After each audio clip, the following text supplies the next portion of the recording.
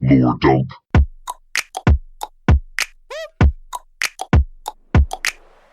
Hello, and welcome to Lore Dump, the show where we take someone who hasn't played a game and walk them through the full story. My name is Monty Zander, and I'm joined by Chase. Hello, I'm not awake yet.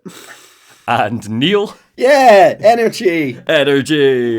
We are excited, I'm excited and Chase is excited because we are not in the chair for the first time ever. In fact, It's the first time I've ever not been in the chair. oh, sorry, for me. It's that first time you've ever not. No, you're right. Okay, but it's the first time that. Okay, I'm pretty It's my first time in the chair. the boy. You might say our cowboy. How about we say cowboy? Well, I hear that we're talking about cowboys today, which aren't as cool as ninjas, which we've covered before, and definitely not as cool as the best one, which is I pirates. can't believe we're already onto this. We haven't talked about pirates yet on this show. I think you're forgetting about the coolest people in robes, dark, spooky robes. Not real people. They weren't real people. It's a time for a few firsts today, really, because I'm in the chair. No idea how this is going to go. And for anyone who's probably read the title of this video, I'd imagine you have, we are starting with the second game in a series. Yep. Fans of the series will understand this unorthodox decision. I don't. We are expecting to get some backlash. Please feel free to let us have it. Chase, what do you know about, what do you feel about cowboys? What do I feel about cowboys? Yeah. Indifference. Yeah, I don't dislike cowboys. I just have no strong like for cowboys. You are American, I don't. but like I the feel old West. I feel like when you put the two side by side of like cowboys and pirates, where they're like very much almost the same thing, but like one's water based and one's land based, One's cool. leaning towards pirates every day. Cowboys are there. I've seen so many Western flicks because I am American, and they're fine. Well, we're going to see what we can do about that indifference today. It's time for Red Dead 2. Can you explain why we're doing Red Dead 2 first? So technically there are 3 games vaguely in this series. So Red Dead Revolver was the first back in the early mid-2000s. And was an alright game for the time. It wasn't a kind of big open world story like these ones. And it isn't connected. There are some like loose references, like gravestones you can find with characters' names on them and stuff. Okay. But it's not really part of the series. Red Dead Redemption 1 was released in 2010. Sure. And was a kind of smash hit for Rockstar, considered kind of one of the early great movie game kind of style pre-Last of Us games of its type. And Red Dead 2 was released in 2018, long awaited. And is set before the first game. Which is why we're doing it this way. I see. And also, this is just my desperate attempt to get you to care, because this one is this one is all or nothing, really. I see. Yeah, to back that up. So you know nothing about Red Dead Redemption, Chase? Not really, no. I have played Red Dead 2, Red Dead 1. I haven't played Revolver, and I've played 20 minutes of Undead Nightmare for a giggle. And the story is fantastic. I know some people think it's a bit dry and stuff, and it's very long. So we'll see how long this episode ends up being. Apologies if this is a two-parter. We have like 2 very basic rules on the show, which is number one of us has to have not played or know much about one of the games we're covering, and the second is that normally we like to do them in release order. We're breaking one of those rules today for the first time ever. Other bits of housekeeping for anyone joining us for the first time or for the first time in a while. We will be drinking adult juice while we are recording. Due to YouTube guidelines, we are not recommended to describe what kind of adult juice. Yes, I know you're drinking water right now. We're not quite there yet. Blatant pedant. In a lovely flowery cup. Thank you. It's cute. Other housekeeping. We have a Discord. Woo-woo. We now have a Discord. As well as, please subscribe to us. We always forget to say that. We now have a Discord with several hundred lovely people in there. Several hundred, Yeah. 250. Oh, well, it wasn't good. That's a lot of people. People will know. Yeah, I'm bumping it, but by the time they subscribe, it'll be... Come on, man.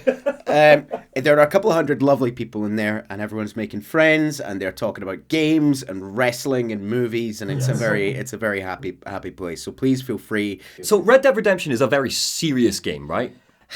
It's it's definitely a departure for us because it's the least wacky. It's the least spooky, apart from a couple of weird little bits. No keyblades. It's no keyblades. No ghosts. It's funny. It's funny. Like, the characters are funny and well written. But yeah, this is a Western epic, and there's a little bit of like Shakespearean stuff to it as well. Ooh, okay. And so I'm not going into analysis, Christ. But We'll save that for your main channel. who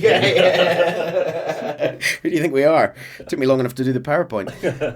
So, shall we begin? Yes, I'm excited. I'm hyped. Yeehaw, boys. Yeehaw. Yeehaw! Intro. And I'm going to try and keep my voices to a minimum, but they will pop out sometimes. Yes. I have been known to do a Dutch. Intro. Is that a sex move? I thought it sounded like going to the toilet, actually. Intro. By 1899, the age of outlaws and gunslingers was at an end. America was becoming a land of laws. Even the West had mostly been tamed. A few gangs still roamed, but they were being hunted down and destroyed. Very epic. Yes. I like this. This is your style, is it? This is good. I like this. We open in the woods at night. A vicious snowstorm is raging over the mountain. A wagon appears from the blizzard. A ragged train of horses and wagons follows. A very ginger man with a handlebar mustache walks to the head of the train to yell at the driver. Abigail says he's dying, Dutch. We have to stop. Dutch replies that Arthur's been sent ahead to look. This is Dutch. This is Dutch Vanderland, who is the head of our gang. With a majestic mustache. Oh, there are some classy mustaches in this game. He says that Arthur's been sent ahead to look. An older man next to Dutch tells him if they don't stop soon, they will all be dying. He just hopes the law has got as lost as they did. A handsome cowboy appears from up ahead. This is Arthur Morgan, our main character, who we will be playing as for the duration of this game. He's found something, shelter, in the form of an abandoned mining town. It's somewhere for Davy to rest while he, dies. So, sorry, Davy's the guy that's dying? Davy's dying. Okay. So are they not trying to make him not die? Or are they just... We're up a mountain. We're going to let you calmly die. We're up a mountain in like 1899. There's not when someone's been shot, they've been shot. That's shockingly more recent than I expected it to be. We don't even see Davy. He's a member of our gang who something terribly... Are we gangsters? Something terrible has gone on. We are outlaws. We are an outlaw gang. Rootin, tootin, outlaws. Arthur Morgan. What you're showing us on screen right now is Arthur Morgan. He's got like a rope tied around his cowboy hat. He's got like a blue shirt. He's looking a little bit grizzled and a little bit scarred, but he's all right. He's as fresh faced as you would imagine a cowboy. He's giving me Indiana Jones. Yeah, why not? But the thing about Arthur Morgan is when you're playing, you can customize him, right? So my question for you is, what sort of Arthur Morgan are we getting? Are we getting Wild Man Arthur? We'll touch briefly on my Arthur, and we'll kind of come on to that in a minute on who my Arthur is, and sometimes what he looks like. Chase, for your kind of knowledge, one of the things why it immediately got another star for me this game, there are tens of thousands of possible clothing customization, a million different hats. Fantastic. Also, Arthur's hair and beard and mustache all grows as you play, and you can go to a barber's to cut it in numerous different styles. And also, your horse's testicles shrink in the winter. Yes, it's a very realistic... I'm sorry, what? If you go to a cold place, your horse's balls will shrink. I would also like to point out that this game had some serious crunch issues. Real crunch. Horse testicles, baby. Yeah. Priorities. We fade into our title. I'm more about the fact that They thought to include horse testicles full stop. Oh, yeah. Oh, it's very lifelike, though, isn't it? It's incredible. We'll cover some of the kind of mechanics. We fade into our title. Chapter 1, Colter. As the gang head into the buildings in the abandoned town, we meet Miss Grimshaw. She's clearly in charge of organising the troops and instructs the other women to light a fire, gather blankets, and tells Mr. Pearson to organise food. Sorry, women get to work. Yeah, well, Miss Grimshaw is essentially like the kind of gruff, we'll meet her later, but she's the kind of gruff matron of the group. She's in charge of setting everything up when they reach a new place and sort of keeping all the other workers in line. And we'll meet Mr. Pearson, who's the camp cook. The gang realise that Davy has died. Oh. Well, sounds like they don't need to hang around anymore. They can go. Dutch rallies the gang round him. He knows they've lost people. Davy and Jenny. Sean and Mac might be alive, but they've lost some folks. If he could throw himself in the ground in their place, he would. But for now, they're safe. We've been through worse than this before. All of you, get yourselves warm, stay strong, stay with me. We aren't done yet.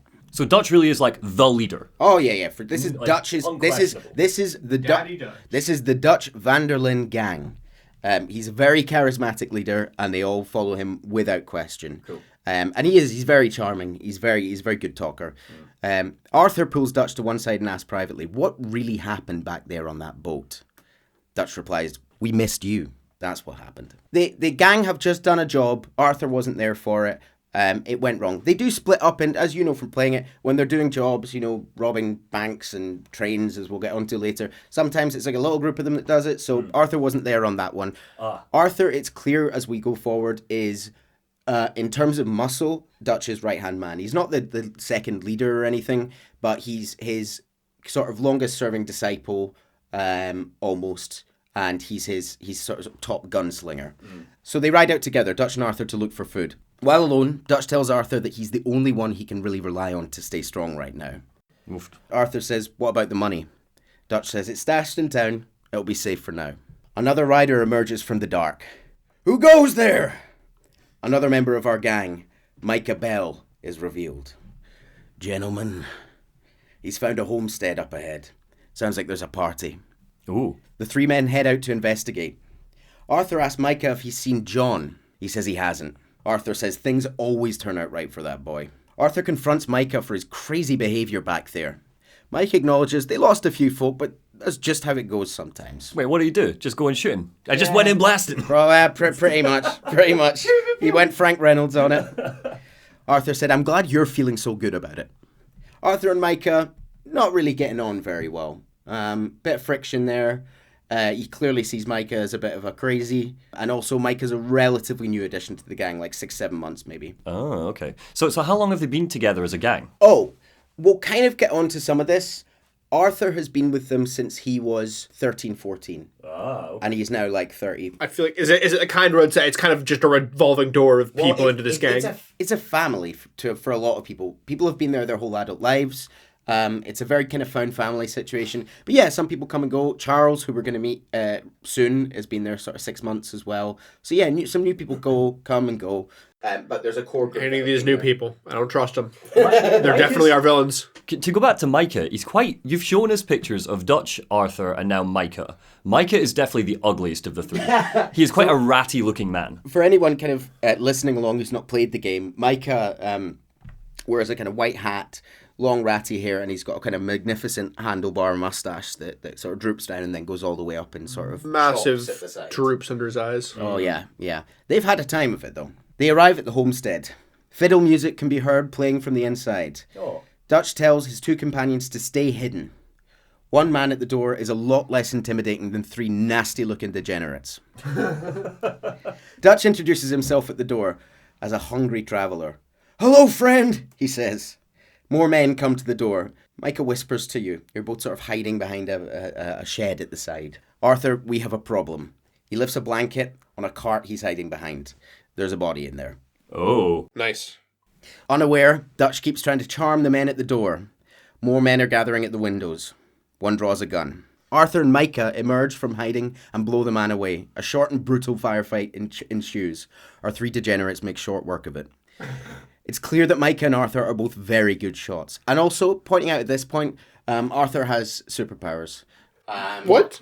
In-game mechanic styles, there's a Deadeye mechanic which allows you to slow down time and tag people. Of course. And so you can sort of bang, bang, bang. And You do it like with the one revolver, don't you, with your well, hand? that's one of them, yeah. Like the Western thing where you flick back your gun for each one. Yeah. Because why would you ever want to aim gun? That's not gameplay. You can aim gun, and it's a limited use kind of thing. So it's clear that Micah and Arthur are both very good shots. Arthur is jumped in the shed by a surviving member of the gang. Arthur beats the hell out of him as Dutch arrives. He interrogates the man. He's a member of the O'Driscoll gang. Ooh. The O'Driscoll gang. Wait, so you got Dutch, Van der Linde, and O'Driscoll. So O'Driscoll, presumably like an Irish heritage. Van der Linde. Dutch is Scottish in origin. He's American, but his family are Scottish. Oh, Dutch best character. We learn that later. Dutch hears the fiddle music and is like, it's a Cayley, lads. Let's get to work. Dutch immediately wants for Arthur to ask the man if he knows where Colm O'Driscoll is. Dutch clearly has a problem with this Colm O'Driscoll. Arthur beats the hell out of him and he gives up the information pretty quickly. The O'Driscolls are also in the mountains.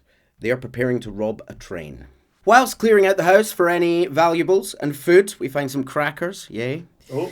The men come across a woman, rabid with fear and grief. She attacks us, believing believing us to be with the men we killed. As she's talked down by Dutch, she tells us that men have been here for 3 days. They ransacked her home, killed her husband, and kept her around for sport. Oof. The body in the cart is that of her husband. Oh. Arthur tells her it's going to be okay. He says, we're bad men, but we ain't them. The gang will keep her safe until she works out what she wants to do. This is Sadie Adler. Yes. As we walk away from the cabin. Why are you guessing? Is that a... I don't want to give too much away, Chase, but she is second favorite character. Oh, okay. As she walks away. Are they going to give her a gun? And a cowboy hat? No, just listen. I want her to get a cowboy hat and a gun. Just wait. You never know what you might get. Maybe she'll be a pirate. I'm also kind of... Did you know, fun fact, right? Did you know the pirate Blackbeard, he used to light the end of his beard on fire so it smoked, and then what it would do is it would make him look more intimidating? That's a pirate fact for you. Welcome to Monty's Pirate Facts. What does that have to do anything with what we were saying? Pirates are cooler than cowboys. I'm also, this is unrelated to anything. How far through your script are you? We're on page 3. Oh, This is two unrelated facts from me. One, because I'm seeing this Dutch's magnificent fur coat here. Did you know that the fur coats in Game of Thrones were really just IKEA rugs? no, they weren't. And the costume team put out the guide on how to make it from an IKEA rug. That's nice. Saw it on Twitter earlier. Well, this isn't Game of Thrones. Well, he also has a bowler hat. Bowler hats are one of the worst kinds of hats, and he should have a cowboy hat. And I don't like that he doesn't have a cowboy hat, Oh, so no, I it's don't kind trust of him. cowboy, Everyone yes. needs, everyone needs identifying hats. They all have quite distinct hats, and it's healthy. No. Dutch's black hat. Fuck identifying hats. We need identifying mustaches. We have both. Sadie looks back for the last time on her home, and she says quietly to herself, he was my husband. Do we have any clue why they came in and killed the husband? Just cause? There are a bad gang of men, also stuck in the mountains planning a train robbery, stuck by the weather, who came across the homestead. Okay, so they wanted the house. Yeah, they were looking for shelter. Okay. They were looking for sport with her. On a scale of heaven to hell, where is Dutch Vanderland's gang compared to the O'Driscolls? Oh, the O'Driscolls. So it's important to say, we'll get onto this as we go through the game. Dutch has a real philosophy. He believes the world is flawed. He's kind of just an anti-capitalist in a lot of ways. He thinks that the government steals and kills without discretion. They kill those as need killing. They save those as need saving. And they rob from those that rob others. That's kind of his philosophy. Right. So Including the capitalists. the O'Driscolls, the O'Driscolls are like just proper degenerates, proper like just robbing for the sake. They of it. watch all the anime. Is that your definition of a degenerate? Yeah. Not in the way that you are. The gang holds out on the mountain for a few more days. Arthur writes about their experiences and drafts pencil drawings in his diary. It's the thing about Arthur, he's a little diary, and he draws drawings of things he sees, and he writes in his diary. Is he good? Yeah, or are he's they my like version. little stick men? He is very good. He is, John at one point, is a character you're going to meet later, refers to him as a bit of a draftsman, so he can like draw really accurate buildings and stuff like that. That's his calling. He needs to get out of the outlaw life well, and he's a talented man, he doesn't realise it. become a children's illustrator. Back at the camp, Abigail, this is Abigail, asks Arthur to look for her John. He's still not been seen in 2 days. Arthur says he's probably fine, even though John is, in his words, as dumb as rocks and as dull as iron. One of our main characters, everybody. This is wholly unrelated. That's a very majestically purple coat. Is this still a generation when purple dye was quite hard to come by? This is kind of maybe washed out. It's kind of more of a blue coat when you see it in the game. They're living large, spending splashing their money on dye. Well, no, because the money's back in town. Do they have any money? No. I'm not saying that he bought it right here. Oh, right, sorry. Yeah, there's a merchant out in the snow. There is definitely not. That's why he walks up to her, hands her the money. That your finest purple coat, please. Hosea, who I realise I don't have a picture of yet, but we'll meet him properly later. Hosea is Dutch's right-hand man, his oldest friend. He's older than Dutch. He's kind of his calm voice in his ear. And together, they are Arthur's gay dads. They took they took him in as a child and have literally raised him as his dads almost. And Jose is a bit gentler. He's an old swindler. He likes to charm old ladies out of their fortune, kind of vibe. We never actually see guy. we never see him doing that, but that's kind of that's his scam. You know, He's that's very his- dreamy. Yeah. He tells Arthur that he needs to go out looking for John, and that Javier should go with him. Javier says that were the situation reversed, he knows John would look after them all. Arthur grumbles. Okay. So John's quite a noble guy, it sounds like. Like, would he take a bullet for them? That's what Javier seems to say. Arthur, as we're gonna Yes, learn, but he's dumb, so it would be because he fell into it. Arthur has a big problem with John. As they're riding out to the other side of the mountain to look for him, he talks about how Marston's probably... His name is John Marston. Arthur says that Marston's probably just going to leave again. He's probably just left again. Last time he left for months with no notice, and he left Abigail and their son. It's totally accidental. He just keeps, like, in the middle of the night just wandering off. He just gets lost. He just gets lost. I think the camp's over there. Without going into too much too early, Arthur and John are similarly both kind of like sons of Dutch. They were both taken in a few years apart. John's a bit younger, but they were both kind of like brothers. And he never really forgave John for disappearing. Recently, John disappeared and left Abigail and his child. Where did he go? Do you find that out? He ran away, and he came back. He went out for cigarettes. Yeah, kind of. Wow. It's and What a piece of shit. yeah, he's a shitty father.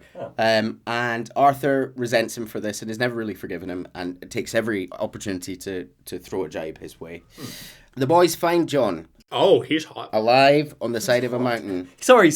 Chase's comment was, he's hot. He's giving me rugged Lord of the Rings vibes. He is covered in blood and he's like Wow. got a missing eye. Let's He's talk had his about eye blood. bashed in. It's giving rugged warrior medieval knight. And he talks like this. He's sort of up here. That's not hot. They find him alive on the side of a mountain. He's been attacked by wolves. That's why his face is like that. And he's retreated to the cliffside, barely alive. But he survived because he's a warrior. No, he thought the wolves were the gang. I will say, he isn't the brightest. Abigail, is that you? He says, Honey, give me a kiss. Oh my. Sorry. Honey, you need to cut your nails. John looks up and says, I never thought I'd say this, but it's good to see you, Arthur Morgan. Arthur berates John, telling him he's dumb as rocks. No, telling him, I told Dutch that you weren't the right man for the job. Cool wolf chase. We head back round to the other side of the mountain. Presumably the same wolves. I don't know that did this to Abigail, why are you still following us? Stay out there, Abigail. They've been waiting round the corner for a couple of days. Our boys managed to get John back to camp, and the others begin to tend to his wounds. Who's this man with the Christmas scarf on? We're gonna cover this briefly. So the man, for anyone watching along, we've got Javier, Arthur in the foreground. Behind on the left, we have Hosea, who's one of Arthur's dads, the kind of co-leader of the gang. Is that this one here? This man here. He's a little bit older. He's probably the oldest guy in the camp. Man. Looks like a wrestler. And that's just coats. He's actually dead skinny. It's just because all the characters dress very realistically throughout the whole game. The environment changes a lot, and people strip off and put on clothes. They're very well off if they have so many outfits as they are Wild West pioneers. They're outdoorsmen. They live in camps. They don't live in buildings. No, so that's my point. Is that if they live in camps yet have the ability to carry around this many outfits, they got wagons, and you'll see them later. They got a wagon train. They've got like the man to the right here is Herr Strauss. Herr Strauss. Herr Strauss. Are you going to do your German accent? That Mr. Morgan is sort of how he speaks. I saw Cabaret in London a couple weeks ago, and now I'm just thinking of Herr Strauss from Cabaret. Not a dissimilar character. Sorry, he doesn't get any of these references, and it's his game. So continue, Neil. I'm not good on musical theatre. Herr Strauss is Austrian. Austrian. Sorry. Okay. And we'll find out a little bit more about him later in the game. He's a sort of diminutive, bookish-looking man, sort of quite nervy.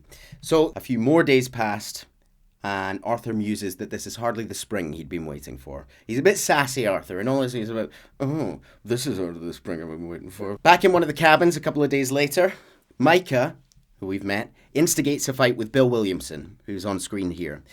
If you think John's dumb, Bill is the dumbest of the dumb. He's the big dumb brute of the group. He's constantly angry and grumpy and wound up by everyone. He's not particularly nice, but some people kind of sympathise with Bill in certain ways. Micah starts a fight with him. Who's the guy in the background The of guy this in the picture? background is Lenny. Lenny is lovely. Lenny is one of the younger members of the gang. Okay. But yeah, Lenny is one of two people of colour in our gang. Lenny is black. He has 2 black parents, and Oh no, is the game racist? Well, like historically racist. Not the game will address. Some people say not enough. Some people say too much. Will address the fact that this is a young black man in America not long after the end of slavery, and we do go to the Deep South later in this game. Okay. Wait.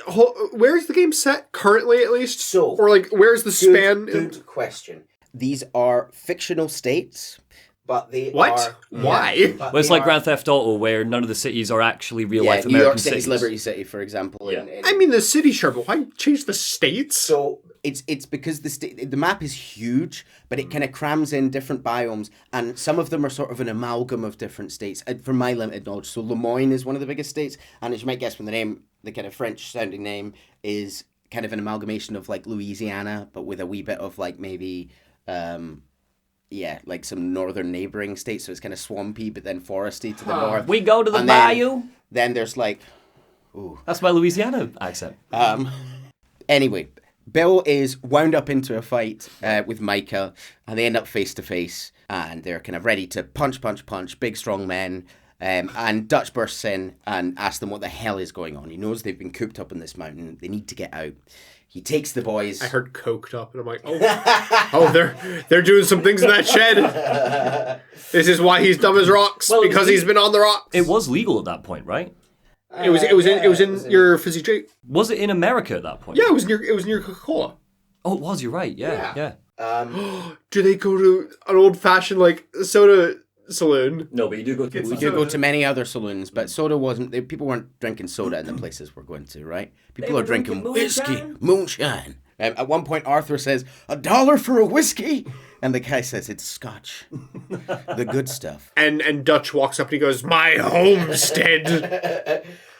Dutch doesn't speak quite like that. We'll come on to that later. I'm sorry that I don't know what any of these people sound like. They all sound like you, Chase. I will say almost no one in this game sounds like Chase.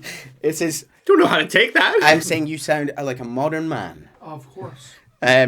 Dutch takes his pent-up boys out to release some steam on the mountain.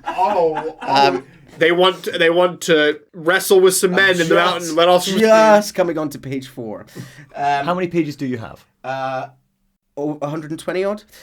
Dutch rallies some of the troops to ride to the O'Driscoll camp, which they got the location out of when Arthur beat the hell out of that guy in a shed. Dutch tells Arthur that he thinks Arthur's been doubting some of his decisions recently. Arthur says he would never doubt him. Arthur wonders if they're going after Cole for resource or revenge. After all, Dutch has always told them that revenge was a fool's game. Who's Cole, sorry? The leader of the O'Driscolls. Yeah. Dutch's, I can say this now, Dutch's oldest nemesis. They have been fighting for, you get the sense it could be like 20 years. Right. The two gangs have been. We learned that years ago, Dutch killed Combs' brother, and Combe killed Annabelle, Dutch's lover, in revenge. This was like the love of Dutch's life, and he never really got over it. Cue a gunfight at an old mine where the O'Driscolls are camping out. They kill dozens and dozens of O'Driscolls, shooty, bang, bang. I'm not going to describe any of the fights, because these aren't cinematic fight scenes, it's all in gameplay. We don't have Zeta flare, we don't have, it's bang, bang, bang, slow motion, shoot in the head. The gang find a crate of dynamite, and more information about the train robbery Colm was planning. It's owned by, the train, a Mr. Leviticus Cornwall. I beg your pardon. Remember that name. Upon heading back to camp, the gang spy a member of Combs' gang fleeing the scene. Arthur chases him down and lassos his ass. Oh, yeah. And I don't know if you can see the prompt at the top of the screen there. Hogtied people can be placed on the back of your horse. In this game, you can go up to anyone in the world, any NPC, anyone, and just hogtie them, put them on your horse. You can put them on train tracks in front of a moving train. You can throw them to alligators. You can kind of do whatever you want. It's a good morality test. Can you eat them? I knew the first thing you were going to ask would be a no. Sorry, did you ask can you eat them? I just want Arthur to be a cannibal. Cannibal cowboy. No. That is a cool idea. I know it Not is. as cool as pirates, though. Have you got another fact for us? No, I don't. Not yet. Not yet. Well, we'll get one later. It's building up. The gang member they've got is Kieran Duffy. He's very young. He's sort of got a patchy little, what do you call, like chin strap beard. Oh, he's a bad guy, right? No, he's a kind of little, He's just like a little teenage boy, almost like he's not actually a teenager, but his voice is kind of breaking. He swears that he's not really a member of the gang. He was just caught up in it, and he wasn't privy to any information. I don't know nothing about no gangs. Exactly, sir. Sir. You're really testing that anti-peak mic today, aren't you? I'm not gonna lie. It's close. Sorry, never trust someone with a patchy beard. Sorry, continue. Arthur ties him up and says he's taking him back to the camp as a prisoner. On the way, Arthur grumbles and calls him a little shit, which I just love. Kieran says he's going to puke. And Arthur says he'll break every bone in his body and then calls him a sack of shit. That's pretty brutal. Arthur takes him back to... Arthur's really grumpy all the time, it's worth saying. Arthur takes him back to camp as prisoner. There he is. There's a better picture of... he can't really grow a mustache properly. He's got... that's Kieran there. Who's this majestic man in the back? Gonna meet this man. That is a majestic This man is... We still have some members of the gang to meet. That Chase is Uncle. Uncle what? Uncle. Uncle. It's just Uncle. Like Prince. So sorry, everybody. Uncle looks like Santa. Santa. Sort of Enormous creepy Santa. cowboy Santa. yeah. He's got a big grey, almost white beard, a little bulbous nose. Cowboy Santa's coming at you with the caravan. We are almost off the mountain, but they have been fast running out of food. Mr. Pearson, shown here, He's the camp cook, right? the camp cook, who Arthur clearly is frustrated by. He really needs that hat. Arthur. Somebody give him a hat. So Pearson has a similarly magnificent sort of but like a walrus mustache, and he's got long hair at the sides and is sort of almost completely bald on the top. Surely it's not. Just shave it all off. And I can't do Pearson's voice. He's also got quite a distinctive voice. Pearson was in the Navy and talks about it constantly. Sort of when I was in the Navy stories, and Arthur sort of points... Did you know, in fun nautical facts this time, did you know that the U.S. Navy was founded by a Scotsman? Oh, I didn't know that. Yeah. Where did pirates come into it? So much damage. I didn't say a pirate fact, I said a nautical fact. Well, I want more pirate facts, please. Pearson is fast running out of food. And while he's launching into one of his stories, Arthur says something like, I have no desire to hear about your time in the Navy. Just like Neil has no desire to hear our nautical and pirate facts. Are you looking up facts? No, I wasn't. I was actually, if you'd like to know what I was doing, I was looking at the Steam page for Red Dead to see how much it was, and We knew you were doing this! You have 1,000 games you've never finished! That's because Every time! I own it! I will give it to you! I have it here! It's in this room! Why do you go and buy it? I mean, if you want to lend it to me, I'll play it. No, you won't! You never play like them. 100 I might hours. do. Have you played Metal Gear Rising Revengeance yet? Have you played Control? I've been, just half of it. Have you played Alan Wake? Did you read the Alan Wake novel First I lent hour you? of it. Yeah. 50 quid for an hour of game. I've been busy playing Subnautica and Baldur's Gate and Final Fantasy 16. Good games. What are you talking about? Every game we've covered on this channel has been a good game. Time for Lore Dump Subnautica. Continue, Neil. We meet Charles, Okay, Charles. who is a Native American man with, he had I believe a black father and a Native American mother. And he is the kind of camps. He's only been with them about 6-7 months, so similar to Micah. And he's he's got a bow. He's very good at hunting. They talk about the fact that Pearson, when everything went down before they got to the mountain, Pearson's only job was to collect up all the food, and they've run out. And Arthur's noticed that Pearson doesn't seem to have run out of rum. Okay. Arthur says that he can't hunt, but Charles says, I can't pull a bow right now. We'll go together. I'll show you how to. Wait, why can you not pull bow? He's injured. He's got injured his hand. Oh, okay. Hunting tutorial. Yeah. So, again, there are people... I'm going to address this early. I know, fans. I know how much is in this game that I'm missing out. There are like 200 side missions. We're touching on like 5. There are hunting mechanics, legendary animals. There's all sorts of stuff. We're not really going to get into the side stuff because that game, if you play everything, 120 hours. And we are doing the kind of like 50-hour version. So we go out hunting. We bring back some deer to camp. Arthur asks Charles, I'm surprised you're still with us. Like, you're more than capable out of anyone here of going out on your own and camping yourself and not worrying about all this nonsense that we've been dealing with. But Charles seems like a good guy, loyal guy. We like Charles. Back in camp, Jack. This is little Jack. He looks like a Boy Scout. This is John's son. Abigail his mother brings him in and said, the boy wanted to see you, John. And John says, John says, "Oh no, it's a wolf! That's not my wife, it's a wolf!" Why is your American a Cockney man? You are American! That's not blood, that's Kisses from Abigail. No. Kisses from Abigail is actually his second album. John lipstick marks. John cannot engage with his son. He's lying there and he says, well, he's seen me now, or what's left of me. Dutch and the men rally to rob the train. It's time to rob the train. Get off this mountain. Or are they just stealing O'Driscoll's plan? Yeah, legit. They've stolen his dynamite and his plans. Nice. Out of curiosity, how big are these gangs that there is a whole O'Driscoll outpost camp that does not have O'Driscoll himself? Like, is assumedly this going to be like the O'Driscolls are classic enemy camps? So, like, every kind of section of the map, every state, if you like. They don't always call them states. Sometimes they're like, just areas. Every area has a sort of gang presence. The O'Driscolls are like probably hundreds of men. And part of the philosophical difference is Colm O'Driscoll will take anyone. He'll take anyone on board. They're just fodder. But for Dutch, this is a family. And they're if I'm off the top of my head, there's like maybe 15 members of our gang. And they're tight and they've been there for years. And they're smart. They're smarter. They're more kind of tactical. You definitely kill at least 100 O'Driscoll men, at least in the entire game. Stats in the game Easy. Yeah. They're cockroaches. They come out the ground. You can't get rid of them. We see the sun starting to come out. Icicles begin to melt. The men prepare to rob the train. They're standing on they're on their horses on an overlook over the tracks. Bill Williamson and our big grump from earlier and Arthur go down to plant dynamite on the train tracks. They're going to blow up the tracks before the train gets there. They wire it up. They all get back up to the ridge and prepare. Bill presses the plunger and nothing happens. The train continues on through.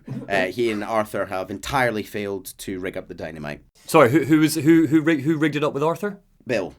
So whose cock up was that? Bill's pretty sure it's Arthur's. No, okay. And it probably Arthur's. Oh, really? Bill. Part of the reason Bill is so angry all the time is like he's seen as a big dummy, which he is, but he always thinks that other people don't get enough flack. You're dumb too. So the gang turn around through that sort of crevice there, and they all jump off the edge of the bridge onto the moving train. Fantastic. Yeah. Arthur, you fucked it, so we're gonna break our legs. Javier, I believe it's Javier, falls straight away off the train and gets left behind. Oh, no. So we're left with us. Is he okay? Is that the last we see of him? Right. No, he's okay. So he's just jumped off a bridge for nothing? Yeah, he literally jumps off. Holy shit. Arthur and Lenny fight their way to the front of the train, killing Cornwall's guards as they go. Is Lenny a good gunslinger? Is he? Lenny's good, yeah. He's like probably not been around long enough to be considered like a senior member of the gang, but like Arthur definitely sees him like a kind of little brother and likes going on missions. I feel like this gang is going to be my Organization 13, and then I'm going to need you to give me just a little like screenshot with all their faces. Yeah. I really think on a break I might do that. We see some cool fighting on top of the train here, and Arthur fights his way to the front and brings the train to a halt. Hey. Once the train is stopped, the gang regroups outside the last carriage, which is like an armoured carriage. You can't get into it from the inside of the train. It's completely kind of walled off. The men inside shout, "Do you know who we work for?" And Dutch tells them, "We don't want to kill any of you." And then they open fire on the side of the of the train carriage. That doesn't work, so they blow it open with dynamite. Cool. They find inside some bond papers, like some railway bonds, which they're fairly sure they're going to be able to sell further down the line. They're like super valuable during this time, right? Yeah. That's like it's like kind of good money. Almost, cool. Yeah, they're like or like no, it's not. It's like investments, isn't it? Almost. Yeah. Cool. It's like shares. Like yeah. Okay. So they're going to be sold down the line. It's not immediate money, but it will be. We arrive back at camp and begin to pack up and load the wagons. Snow is clearing. It's time to leave the mountain. Woohoo! No more mountain, baby. So this is us on our wagon train coming down off the mountain. Lenny and Micah are sent to ride ahead to the nearest town. Oh, okay. Wait, I want to know what that looks like. Oh, we find out. Oh, what, Lenny and Micah? Yeah. Oh, okay. They're sent to scout further ahead And because this game is, it's hard when you're clipping off YouTube to do it justice how beautiful this world is. It's absolutely stunning. They ride ahead. I was told in the Uber over that Neil has some lovely shots of blinking. Oh, it was tough because the game goes for like, I think compared to like Kingdom Hearts, it's a bit more realism. There's a lot more blinking and like weird facial expressions when you pause. As the caravan train heads forward, Arthur's carriage, which he's on with Hosea, the wheel falls off. So Jose is his other dad, right? Yeah, so they stop to put the wheel back on, and as they're putting the wheel back on, they see three figures up on a ridge watching them. Three Native Americans standing, and it's kind of very silent and very, it's a very kind of striking moment, actually. Hosea says, you know, if they wanted trouble, we'd be dead already. And Hosea kind of waves a salute to them. And we continue on our way. He talks a little bit more about the plight of the native people. He says they're poor bastards who really got screwed around here. The government has been brutally stealing their land and starving them of resources by this point for years. The gang arrive at our new camp, Horseshoe Overlook. A lot of people's sort of favourite camp. This is our first sort of main camp of the game. Yeah, it's on a nice, as it suggests, it's on a nice kind of overlook. We're right near the adorable western town of Valentine. Aww, so sweet. Yeah, so as I said earlier, it's clear Jose is Dutch's number two. He tells Dutch that he and Arthur were onto something really big in Blackwater before Micah got Dutch all excited about whatever they ended up doing. The boat job. That's when everything went wrong. Dutch says they've all made mistakes over the years, but he's the one who's kept them together and alive. He's kept the nooses from round their necks. Hosea just wants to keep everyone safe. He's old, and he says he doesn't have that long left. Dutch calms him, saying in a few months they'll have enough money to push back into the west, buy some land, settle down. How fair is that to say, Dutch keeping the nooses from around their neck? Because Davy died at the start. Do we learn if anybody else has died in the past under his watch? They've clearly, like, you can assume that they've lost people over the years, but I think Dutch means more generally, like, the law are always hunting us and we've not been caught yet. Right, okay. I will do everything I can to keep us safe. Chapter 2, Horseshoe Overlook. Whoever is writing these titles has really bad handwriting. It's Arthur, isn't it? Isn't it supposed to be Arthur? Is it his? Because it's his diary entry. Arthur might be able to draw a pretty picture. He cannot write a word. I don't know. Maybe it is. That would make sense. In the camp, Arthur has a lovely setup. As one of the kind of top lieutenants, he gets this nice wagon bed fold out thing you can see here. Ooh. He can shave at this space in here. He can't cut his hair or do styles, but he can like shave if you want him to shave. He can look at pictures of his family. His family? Yeah, his like presumably dead for years parents, you know. Oh, his parents, okay. And he can look at a picture of a woman named Mary. Skeevy. Mother of God. Is Mary in the camp? Mary's in heaven, looking over us all. Okay. Mary is not in the camp. Okay, cool. That's all I want. Arthur writes in his diary. Dutch seems a little better. His eyes are sparkling again, and I think he's seeing a little clearer. I think we're all feeling a little happier, despite Blackwater and this whole mess. Skeevy bastard Herr Strauss is heading into town to round up some business. Strauss is the resident moneylender. It's a gross business, but it's kind of a big source of revenue for the gang. He goes into town, loans money to people at extortionate rates, and then Arthur is often sent round to collect. Oh. Yeah, these are not good men we're talking about. I think that might be one of the evilest jobs in the world, debt collector. Yeah. It's a bad business, and they're bad men for doing it. Especially the kind of way they go about it. So are we meant to like Arthur? You decide as we go. It's the Wild West. Dutch gives one of his quintessential speeches to the group, rallying them round, telling them it's time to provide for the gang, as we always do. He sets up the money box. This is a feature whereby the gang members all contribute money and jewellery and stuff they robbed and stuff they've earned. The camp gets its slice, Dutch says. This can then be used to like upgrade people's living quarters and stuff. Like you get to decide what it's used for. But and it's quite cool if Arthur doesn't contribute anything for a while. Who go into camp and like Dutch will be following him around, going, "Why haven't you put anything in the box? Why haven't you put anything in the box?" And if you put in a ton, he'll be like, "Whoa, thanks, big boy." Except not like that. It's time for everyone to earn their keep again. They're to split up and look for opportunities in nearby Valentine. Valentine is your quintessential old western town. It's all mud and morons, Hosea says. No, okay, that's not on. Considering Herr Strauss is about to go in and con these people out of their money, and It's just so it is, yeah. So we come back to Uncle. We're meeting him for the first time. Oh, okay. He's Western Santa Claus. he's the gang's resident creepy and useless old uncle. He spends his days drinking, sitting against a wagon, and talking about how he can't help because he's got lumbago. right. Hold on. Why does Dutch keep him around? He's been around forever, and he is an outlaw. He has connections. He hears things in the pub. He hears kind of about things. He comes up with plans, but he's kind of always making an excuse for not doing things. But Arthur takes him and our gang's resident working girls into town. Cool. So this is Karen, Mary Beth, and Tilly, respectively, and they head into town in a wagon. It's very sweet. The girls are singing a song. I knew a girl in Valentine. She likes to drink her fancy wine.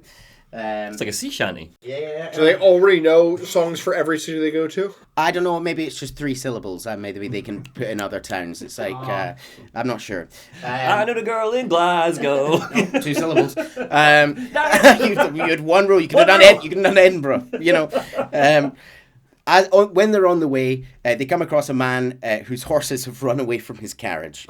Arthur stops, goes to help get the horses back, hitches them back up, and gets back on his wagon. The girls tease Arthur, saying that he has a heart after all. Yeah. He says he's only doing it because they were there and watching.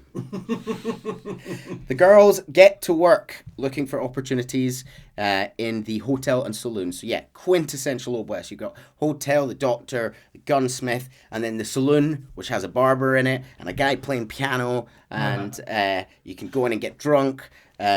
What's also quite cool, you can see in this image of the town here, there's a house being built, and you will find this throughout the world. Things will continue to be built. Like when you come back later, that house will be a little bit more built. It's really cool. Will it be finished?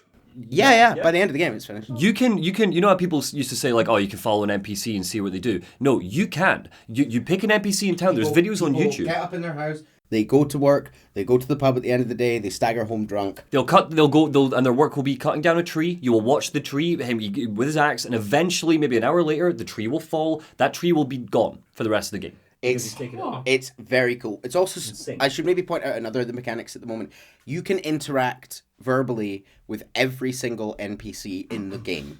By that, I mean you can go up to them, you can lock onto them, you can draw your gun, you can rob them, and then you've got 2 dialogue options. You can greet or antagonize them. So Arthur can go up to someone, you lock onto someone in the street, greet, will go, howdy partner, and you can do it 2 or 3 times and they'll have a little chat.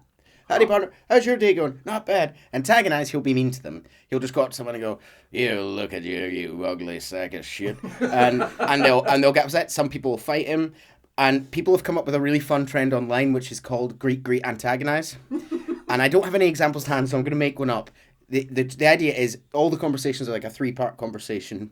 And the rule is to go and greet, antagonize. So you go up and go, howdy, partner. And they go, well, hello, sir. And he goes, mighty fine day out, isn't it? Why, yes, it is, sir. And then you hit antagonize. He goes, I'm just kidding. Whenever you're out, it's a horrible day. And they get like... it's really good. You'll spend hours just wandering around annoying people. Oh, that's brilliant. So while the girls get to work looking for opportunities in the saloon and the hotel, Arthur and Uncle go to shop for some supplies. You can see there's a lot of man here collecting donations for the poor on the street. It's a very active world. Looks like a lot of money that we could get back to camp. I don't think they would steal from a man like this. They go into this charming old western shop, and even you can go up to the counter and buy stuff directly. You can also go and pick stuff off the shelves and buy it that way. Like everything here, you can just go and pick up and buy. It's like insanely detailed. It's ridiculous. No wonder they were all in bloody crunch. Well, exactly. We don't want to say these are expectations that every game should have at all. It's just look, the crunch sucks, and it doesn't justify the crunch. But the product is fascinating. Every game should be a Baldur's Gate 3. Oh yeah, we've heard those calls, haven't we? Yeah, but no, you can't. We shouldn't undermine the fact that the game is just incredibly built. Yeah. While the girls are working, Arthur and Uncle decide to sit and have a drink outside the shop. I don't know how you always get the people back in the day drinking whiskey straight from the bottle. Well, I can barely do a shot. Well, I've been learning a few things about whiskey. So here's your fun whiskey fact. It's not a pirate fact. There's no theme here. It's just fun facts with Monty. So I've got my entire life, I'm 28 years old, believing that whiskey originated in Scotland. It didn't. It originated in Ireland. Scotland ripped off the Irish, took all the whiskey, perfected it, we did perfect it, and then ended up distributing it across the globe. So yeah, there you go. I believe you'll find that the Americans perfected it with bourbon. No, bourbon is awful. It's Bourbon scum is drink. great. No. Bourbon is wonderful, but it's not as good as whiskey. No, I actually have a lovely bourbon. I say that like I enjoy whiskey at all. You are drinking a very fruity flavored adult juice. It is a strawberry and lime juice. Delectable. Here is a very fun fact for you, legitimately about this situation. So back in the West, if they're drinking this sort of whiskey or this bourbon, the percentage would be off the chain. You're talking 67, 68%. You know, you give it another 10%, and that's when you start to go blind and die. Yeah, so even more to the point, how are they drinking it straight from the bottle? Didn't live Have for you very never long. drank straight from a bottle? I've drank straight from the bottle. Yes, but that's all they do. Yeah. So They're drinking it like it's juice. they're sitting outside, and Uncle is rambling about stories. He says, "By this time, I picture myself married to an heiress." He said, "You know, back in the day." I had my Irish back at the North Pole. No, it's not his voice. I know you don't know any of their voices, but it's so removed. He's not right here, and he says he used to be a maniac. And no. He said I used to be known as the one-shot kid, and Arthur says he doubts this very much. Uncle says, I know you love me, and Arthur says, oh yes, Uncle, you're my favorite parasite, and then he says, no, ringworm's my favorite parasite. And then he says, actually, ringworm, rats with the plague, then you. Red Dead Redemption 3, you play his uncle and you learn that he was a badass. I would play that. Beth tells the boys that she's overheard some of the locals discussing a train passing through coming days. It's heading... Dad. Oh, you've got so many trains to go. Because it's the Western, and that's the There's not much else moving at high speed, which is exciting for a set piece. Blackwater was a train? Boat Oh, it was a job. boat. Okay. The train is heading to Saint Denis, the city of Saint Denis, the pirates. No. and it will be stuffed with rich tourists. Saint Prime Denis. pickings. It's heading to Saint Denis, and it's got prime pickings aboard. Is Saint Denis just like a mud town, like Valentine? We won't see Saint Denis. Saint Denis is a modern, affluent city down south, which we will go and visit. Ooh. Arthur saves Karen from a drunken and violent customer, and he beats the hell out of him. Karen was trying to play the man and has learned that he was boasting about how great the local bank is. Although it's a small town, because it's a livestock town, at times there's loads of money in there. We're going to rob the bank? A good old classic Western heist. I feel like that should be the last thing you do. Otherwise, you're going to rob the bank and then just come back and wander around Valentine like, hey. Yeah. Yeah, well, they got all this money, right? Their plan is to go back west and buy land. They are from further west than we ever see. They have been pushed further and further east by the law. He's got almost $40. That's heaps at that time. He could definitely go west and buy it land on is, $40. It is. There's a bit of disparity between how much you can earn and the gang not having enough money. I'm pretty sure in my playthrough, like, the lockbox had something like 5k. Oh, no. By mid-game. More? I've had 100,000 in there, Jesus Christ. which is multi-million. Yeah. Also, arguably, being very tactful about this, potentially thematically relevant, the fact that the money is never enough. Maybe. Depending on your reading, I guess. Yeah. The gang head back outside. Arthur recognizes... I misspoke earlier. I said that we had two members of colour of the guy, so it meant to say two men. Tilly Jackson, who we kind of met briefly coming onto the wagon. She's being attacked around the side of a hotel by a furious man who recognises her, telling her she's made a big mistake. She's a lady of colour. Yeah. You're saying, oh, okay. Arthur scares the man off, and they get ready to head back. They've kind of put some probes out there. They're figuring out there's some stuff going on. A man on a horse recognizes Arthur, saying he remembers him from Blackwater. Arthur says, no, I've never been to Blackwater, friend. You're mistaken. You do not know me. The man says, no, I know you. And he rides off. And Blackwater was the boat that he missed, right? Blackwater's a town where the boat heist happened adjacent to. And the boat So heist they went are horribly they wrong. are all very wanted around there. He rides off in a hurry. Uncle says, I don't like this. And Arthur says, yeah, me neither. And he gets on the horse and chases him. Chases him across the lovely country fields. And the man falls off his horse and falls off a cliff and is dangling by his fingers. Oh, okay. We are going to discuss here another game system, the honor system. Arthur can periodically, through actions, just moment to moment, if you shoot a random person in the head, or through decisions like this, have a higher or lower honor. This will affect things in the game later on. Okay. This will affect how some people interact with you.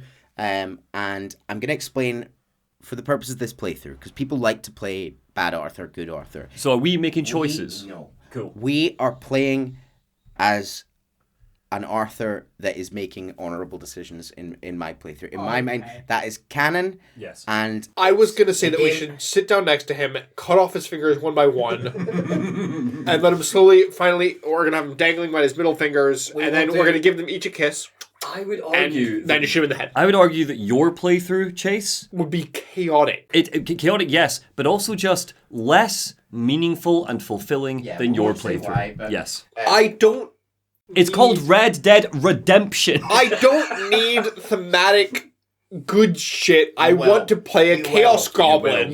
You will learn to love this game. I want to play a Chaos Goblin. Continue. Arthur spares the man and pulls him up. Oh, cool. He introduces himself as Jimmy Brooks, and he gives Arthur a fancy golden pen to say thank you. He's got like a gold pen, and he gives it to him.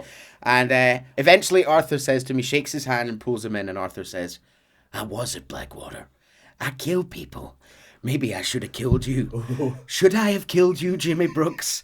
And Jimmy shits his pants and goes, no, sir, no, thank you very much, thank you, and disappears. We never see him again. Okay, so what was the point of that? To teach you the moralities, to teach you that there are decisions, and they are high honor and low honor decisions. Jimmy Brooks went on to become president. He was a terrible fascist, and we should have let him go. Arthur meets Javier Escuela, who's the guy we rescued John with. He meets Charles Smith and Bill Williamson, who we've all met before. Bill starts a huge bar fight after bumping into this man here. Is he drunk or is he just angry? He's always angry. This guy kind of pushes into him as they walk through the door, and Bill goes, what the hell? He's just a big angry bear of a man. These guys are on 100 at all times. As soon as their guy gets in a fight, literally, I don't show it here, Charles is standing in front of that chair there. Charles just picks up the chair and throws it off the screen at someone.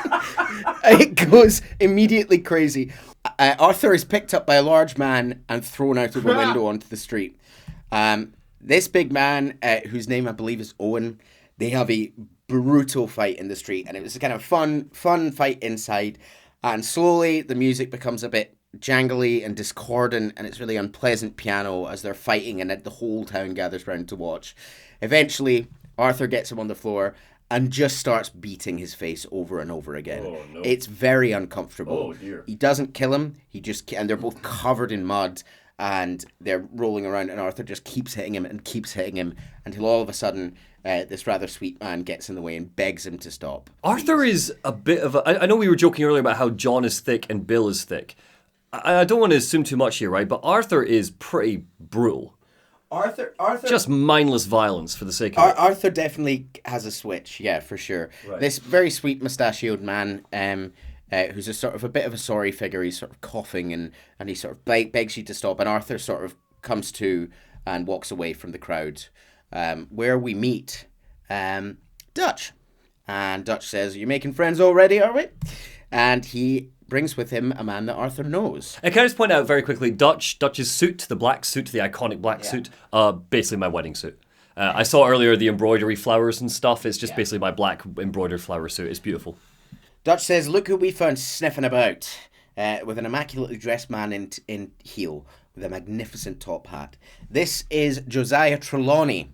He's a confidence man who runs schemes and occasionally runs into the gang and helps them. He's not a full-time member, but they bump into... He's all over America running schemes, and he bumps into them, and he sort of talks like this. He sort of goes, "Oh, John, Arthur, my dear boy, how are we?" He sort of has this kind of shaky faux English accent. Confidence Man. I've just realised Confidence Man is the origin of Con Man. That's fantastic. Sorry, I never noticed that until now. Yeah. He's had his ear to the ground.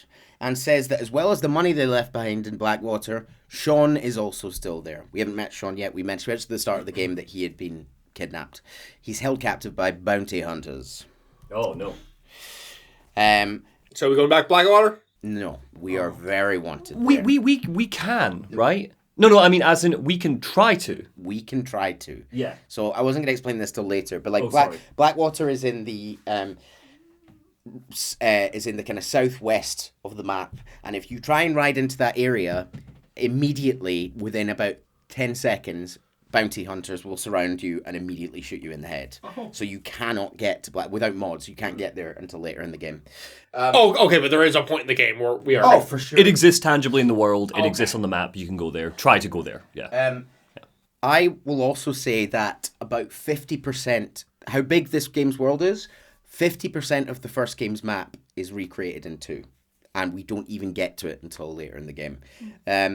Yeah. We head back to camp, and Hosea takes us hunting for a bear. I'm not going to go into too much detail. A lot of people love this mission, but it's just to introduce you to the horse system. You buy a horse. You name your horse. Would you like to name a horse? Ooh. Shelley. Shelley the horse. Shelley the Perfect. horse. I like Shelley. We buy a horse called Shelley, and the horse system is really good.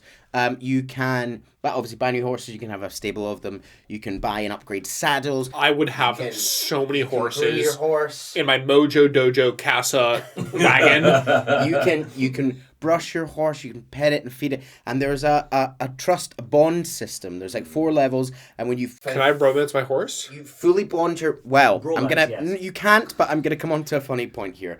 And it's shrinking testicles. Arthur, as he gets to bond with the horse closer, will sort of say, "Oh, I love you," and and they'll get closer, and the horse can do more, like jump and do tricks and things like that. When they were recording the dialogue for this game, the voice actor for Arthur had to re-record the dialogue because when he was fully bonded with the horse, the kind of like intimate horse dialogue was far too sexy. And if you listen to the game, there are lots of people get off on it because Arthur kind of speaks on here and he sort of goes, it's just him leaning in and going, "Good girl, good girl," and then like, "You're all right, girl. You're all right." Arthur does have a sexy voice. Yeah. The voice actor is fantastic. Really fantastic. And thankfully, he's getting more work. He's in a weird-looking space game with Troy Baker next year. Yeah. Back at the camp, it's also worth pointing about the camp. It's great to hang around this camp. You can have... I probably have played this game 5 times, and I've probably not seen all the optional little stories and dialogue that you can just have hearing people chatting around camp. People are sitting playing poker. You can go up and sit and play poker with them. Pearson cooks you food. You go and eat food with him. You can go and chat. Back at the camp, in a moment just like this that I've described, some of the members are sitting around talking about how they want to be buried, how they want to after they go. Obviously, death is a very present thing in this world. Generally, Tossed in the ocean. but where the pirates can get you. Pirate style. Lenny says that he'd like to be buried near friends. Arthur doesn't really want to engage, but when pushed, he says, "Just turn my head towards the sun." Oh. The gang... I love that it's so poetic. They're just a bunch of brutes in the countryside, and like it's so. Well, Arthur, we know I Arthur. think that Arthur wants to be buried with his horse that he loves Arthur has- passionately. Arthur has an arty side. He likes to draw. He likes to write in his diary. He likes to punch a guy in the face and then paint a picture with his blood. The gang still have young Kieran, the not O'Driscoll captive. Patchy Beard. Yeah, Yeah, cool. they've got him tied to a tree and they're asking for information. He's been tied to a tree this whole time. Yeah, for like a few days. Just hog tie him and stick him in a couch or something. Whole time and put him on the horse. He's been tied to a tree, and it's kind of clear to us that the gang probably wouldn't do anything horrible to him, but he doesn't know that. And Dutch turns around to Bill, who probably would do something, and says, "Geld him." What does geld mean? To cut off the penis and testicles. Oh dear. So Bill runs over and gets like a big pair of pliers. Is there a wink here? Like, is it like a geld him? No, he just Just do sort it. of says, "Well, go and get him," and he goes and pulls some pliers out of the fire. They're like red hot. Oh, no. And kind of goes down. Oh, no. And Kieran swears. He says, I know where I think I know where he might be, where his camp is. I hate them even more than I hate you. Like, please take me with you. I'll take you to one of their camps. Arthur assembles a crew and they follow Kieran's lead. Kieran is sat on the back of John's horse.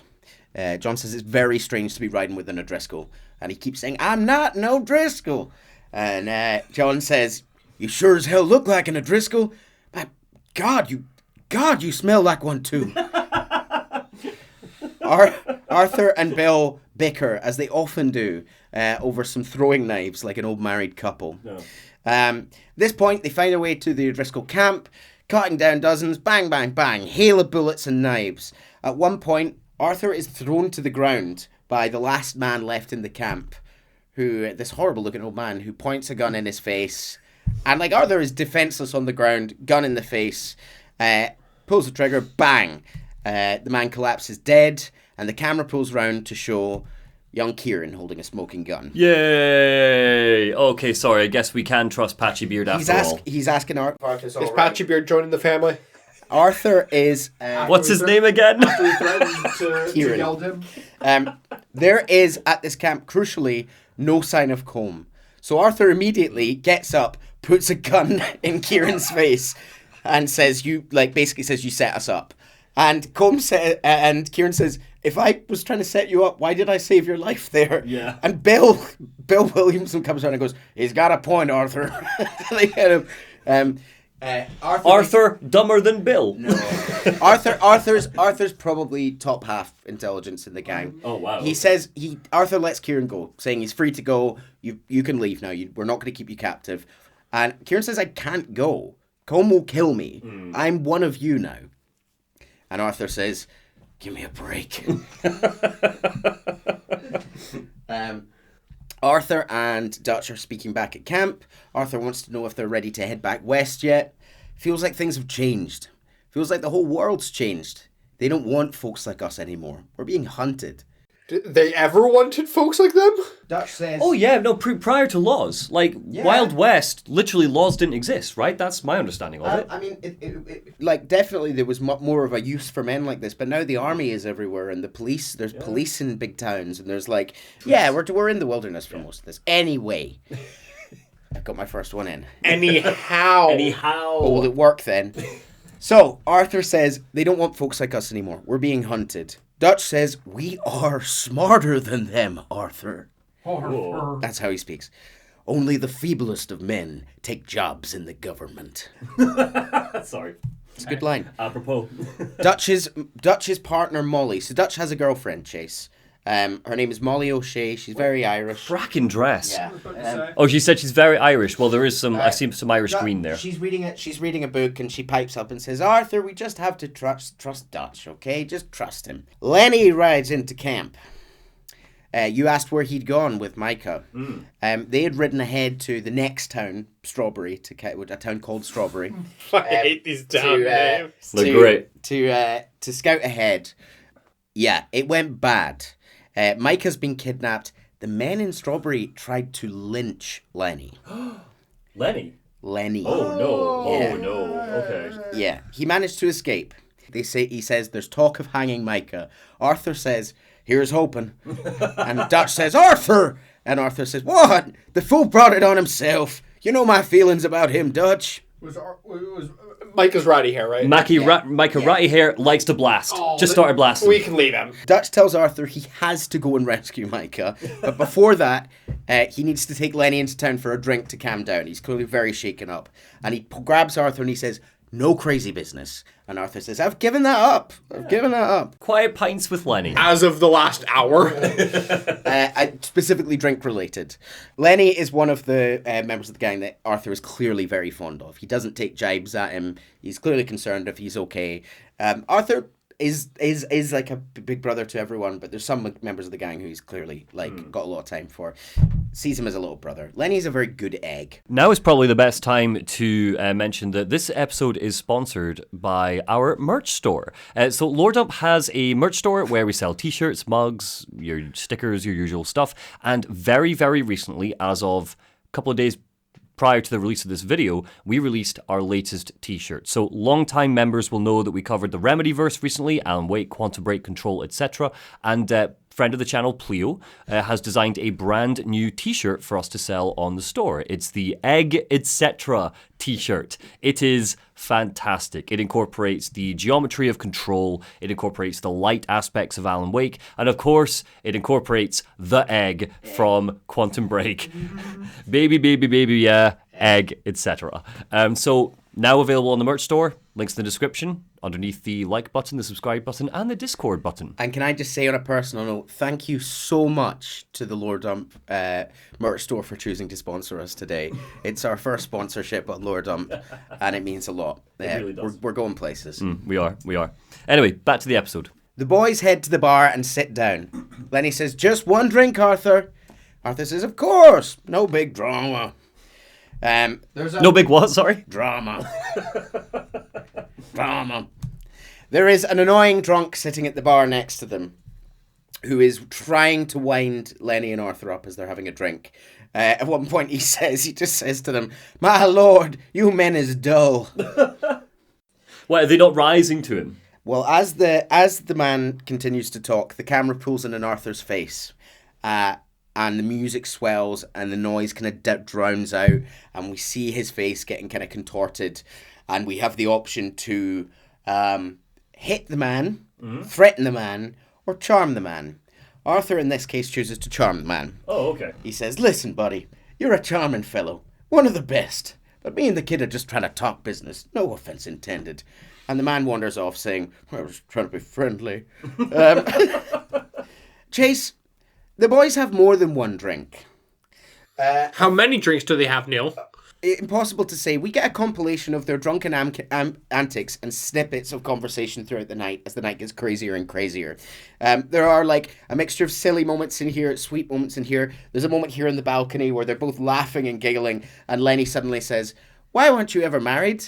And Arthur goes, "No one would have me."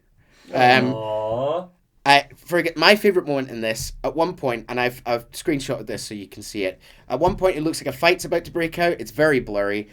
This man is swinging to punch you, and then we smash cut to the entire bar canning. That's the man who is about to hit you. And you're playing quite a bit of this, right? Yeah, There's you're like wandering around. Yeah. Arthur eventually gets so drunk that he starts to see everyone in the bar as Lenny. Like there are like 100 people in the bar and they've all got Lenny's face, and he's wanting, and where there's usually the like antagonize, greet dialogue, it's just like Lenny misspelled on both sides, so it's like Lemny and Lenny, and he's just got, and so Arthur's just wandering around, you're pressing buttons, he's going, Lenny! Listeners, I don't want to interrupt too much, but this entire time, Chase has in fact been looking to buy Red Dead Redemption 2 Are you on Amazon. still doing that? Here you go. Take it. I was on the Amazon page. Stop it! Are you just watching me as I scrolled at other things? Because this is one of the best bits.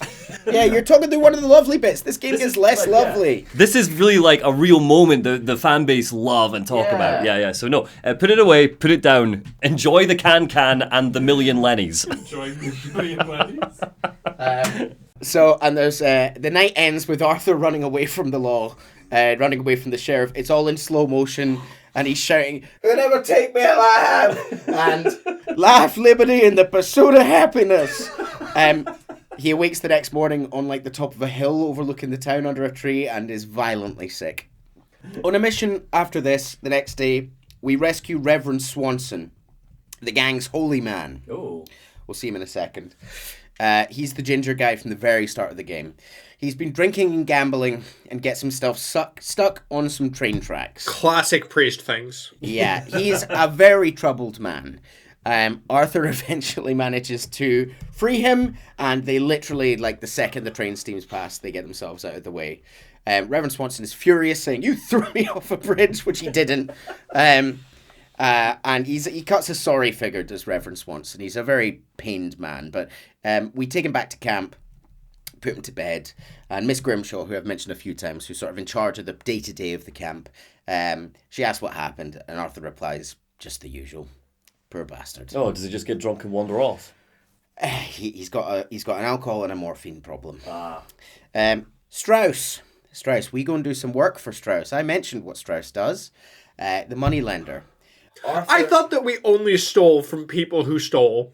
Yeah, it does seem a little hypocritical, doesn't it? Yeah, you're lending, it's interest, it's capitalism. Arthur goes and roughhouses a few people to get money back. Most of this is like the first couple they paint as like fun missions. Like there's a guy who's like, screw you, and runs across the field and you chase him down. And then there's a guy who it's a bit more horrible. You have to take some stuff from his house to cover the value. And then the last one is the worst. We head to the Downs farm, the Downs family. And we find Thomas Downs working in the field. He's a sweetheart, and he doesn't have the money, and Arthur beats the hell out of him. Why? Because that's his job. He's his job. You dick. He's running out on debts. This man is also coughing he's clearly very sick. He is coughing violently the whole time, and Arthur hits him a couple of times and says, "Listen, you've got a lot more time. Get us our goddamn money." Well, before you die. And as for one of the first times in the game, we don't control Arthur as he rides away. The camera pans out and we see a cutscene of Arthur kind of riding, and there's very sort of ominous music playing, because this is just depressing. Next up, time to rescue Micah. We head over to Strawberry. Do we need to? Well, I'm gonna describe Strawberry briefly. Strawberry's kind of a mountain town. Strawberry's really interesting because it looks quite old westy, but it's actually a tourist town. It's been kind of partly designed for New Yorkers to come down and like having rich New Yorkers to have like an authentic country experience. It's not a theme park. It's a real place where people live, but it's all very lovely. It's very rainy actually. And there's a jail there, and Micah's in here, and we go round to the grate. He's at the side, and as you can see from this caption, he says he's not decided yet whether he's going to rescue him. And he finally has a chance to like sit down Micah. He's a captive audience, and he says to Micah, "I have heard so much bluster out of your mouth the last 6 months. I might get an opportunity to watch you be silenced. Like, this is a good chance for me." Ooh. And Micah says, "I have always looked up to you, Arthur." Nonsense. And Arthur says, "Well, that's your first mistake." Eventually, we remember Dutch's orders and we bust him out. There's actually a couple of ways to do this. Most people, what they do is there's like a bit of machinery with a chain, and you pull the wall out. So you kind of pull the wall away. Micah manages to jump out. Micah is handed a gun by Arthur and immediately shoots his cellmate in the head. Oh, why? Arthur says, "What the hell?" And he goes, oh, he was in O'Driscoll. Got any proof? Micah proceeds to... The plan is to get him out right out now. Micah proceeds to go and stop by a house because he says a man has one of his guns. He shoots the man dead. And due to his actions, we have to, like, shoot this entire town dead. Like, not the lawman. We probably end up shooting 50 people. It's chaotic. They just about make it out. Arthur's a proper grump the whole time as well, isn't he? He's just like, "Why are we in this situation? Why'd you do that? What's going on? Oh, bang, bang, bang." Like, yeah. They manage to escape and it is absolute carnage. Micah is insane. He just shoots up this whole town, and you're kind of forced to help get him out of there. I just love killing. It's carnage. They barely make it out. Arthur berates Micah, and Micah says, "Why do you act so sour all the time? You're a real funny fellow, Arthur. You're real funny." And Arthur says, "You're not funny at all." Is there a... Hold on, go back to the screenshot, because I'm noticing that there is a wanted up in the corner. Is there a... Bounty system, wanted system, yes. Be arrested. If you get arrested, there's a percentage chance that you can get broken out by your gang members. What happens if you don't? Every time you lose a bit of money. Classic GTA sort of style. Micah responds, "We're family now, Arthur. You and me. We're sons of Dutch. That makes us brothers. Sometimes brothers make mistakes." And Micah runs off into the hills because he knows that Dutch is going to be very angry with him, and he's going off to prepare like a present, basically, to work his way back into the gang. Rescuing Sean. We can't go back into Blackwater. The boys discover that Sean is being moved to a bounty camp outside of the town. Arthur finds Charles and a couple of others scouting the town from up on a hill. Trelawney's there as well. He tells you the government, or people that the government... Trelawney? Yeah, the guy with the top hat. Confidence. Con man, Arthur. Oh. Trelawney tells you the government, or people who the government seem to like, are very angry with you boys, Arthur. Arthur says it's a big country. They will be fine. The boys go a-shooting. Yeah. That guy's hanging from a tree. That's Sean. Oh no. So as you can see, Sean is hanging upside down from a tree here. I don't know. The boys kill all the bounty hunters and cut them down. Sean is great. Sean is Irish and very talkative and belligerent and annoying. Everyone finds him annoying. He talks a lot. He tells Arthur that he looked a lot less ugly from the other angle. Oh, rude. He says, "Do I get a hug? A warm embrace for our brother found?" Arthur tells him, "Listen, nothing means more to me than this gang. The bond we share. I'd kill for it. I'd happily die for it. It's the most real thing to me. Oh. In spite of all that, I would have happily left you to die and rot there if Charles hadn't stopped me." And Sean says, "I don't believe a word of that." And Arthur goes, "Get him out of here!" in a kind of very brotherly way. He pats him to the hand and goes, "Get him out of here!" And Sean says, "You're a great man, Arthur Morgan." It's clear that if Lenny is Arthur's nice younger brother, Sean is the pain in the ass little brother. Right, but it's still like a fondness, but it's Oh like yeah. But Sean is very annoying, but in a kind of lovable way. That night, they head back to the camp where they have a party.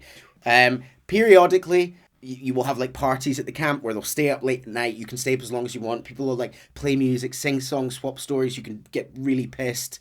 Like the more he drinks, the more he staggers around the standard. Lenny! And you can stay up all night. They celebrate well into the night. It's very pretty though, isn't it? It's like lanterns lanterns get lit. Lanterns, it's lovely. I've got one later on, you'll see.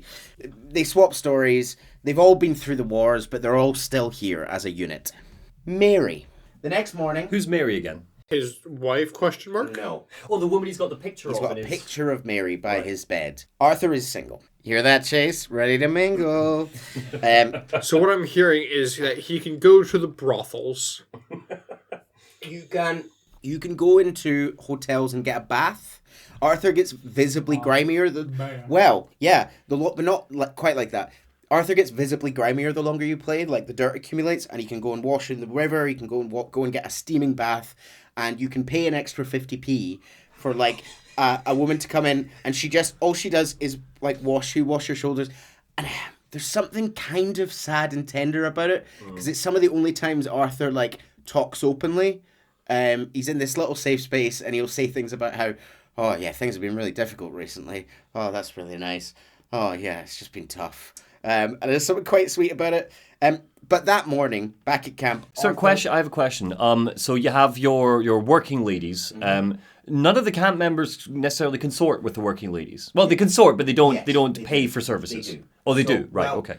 It's a lot of it's not explicit. We'll cover it more later on. Abigail was a sex worker. The mother of John's child, was a sex worker. Okay. They are like exclusive. The two of them together. She doesn't work anymore. Right. But like she was a sex worker, and it's heavily implied that she would have been with other members of the gang before John. Do you think that was her choice to become exclusive? Do you think John gives a shit? In his own way, yeah, he loves her. Think? He loves her, okay.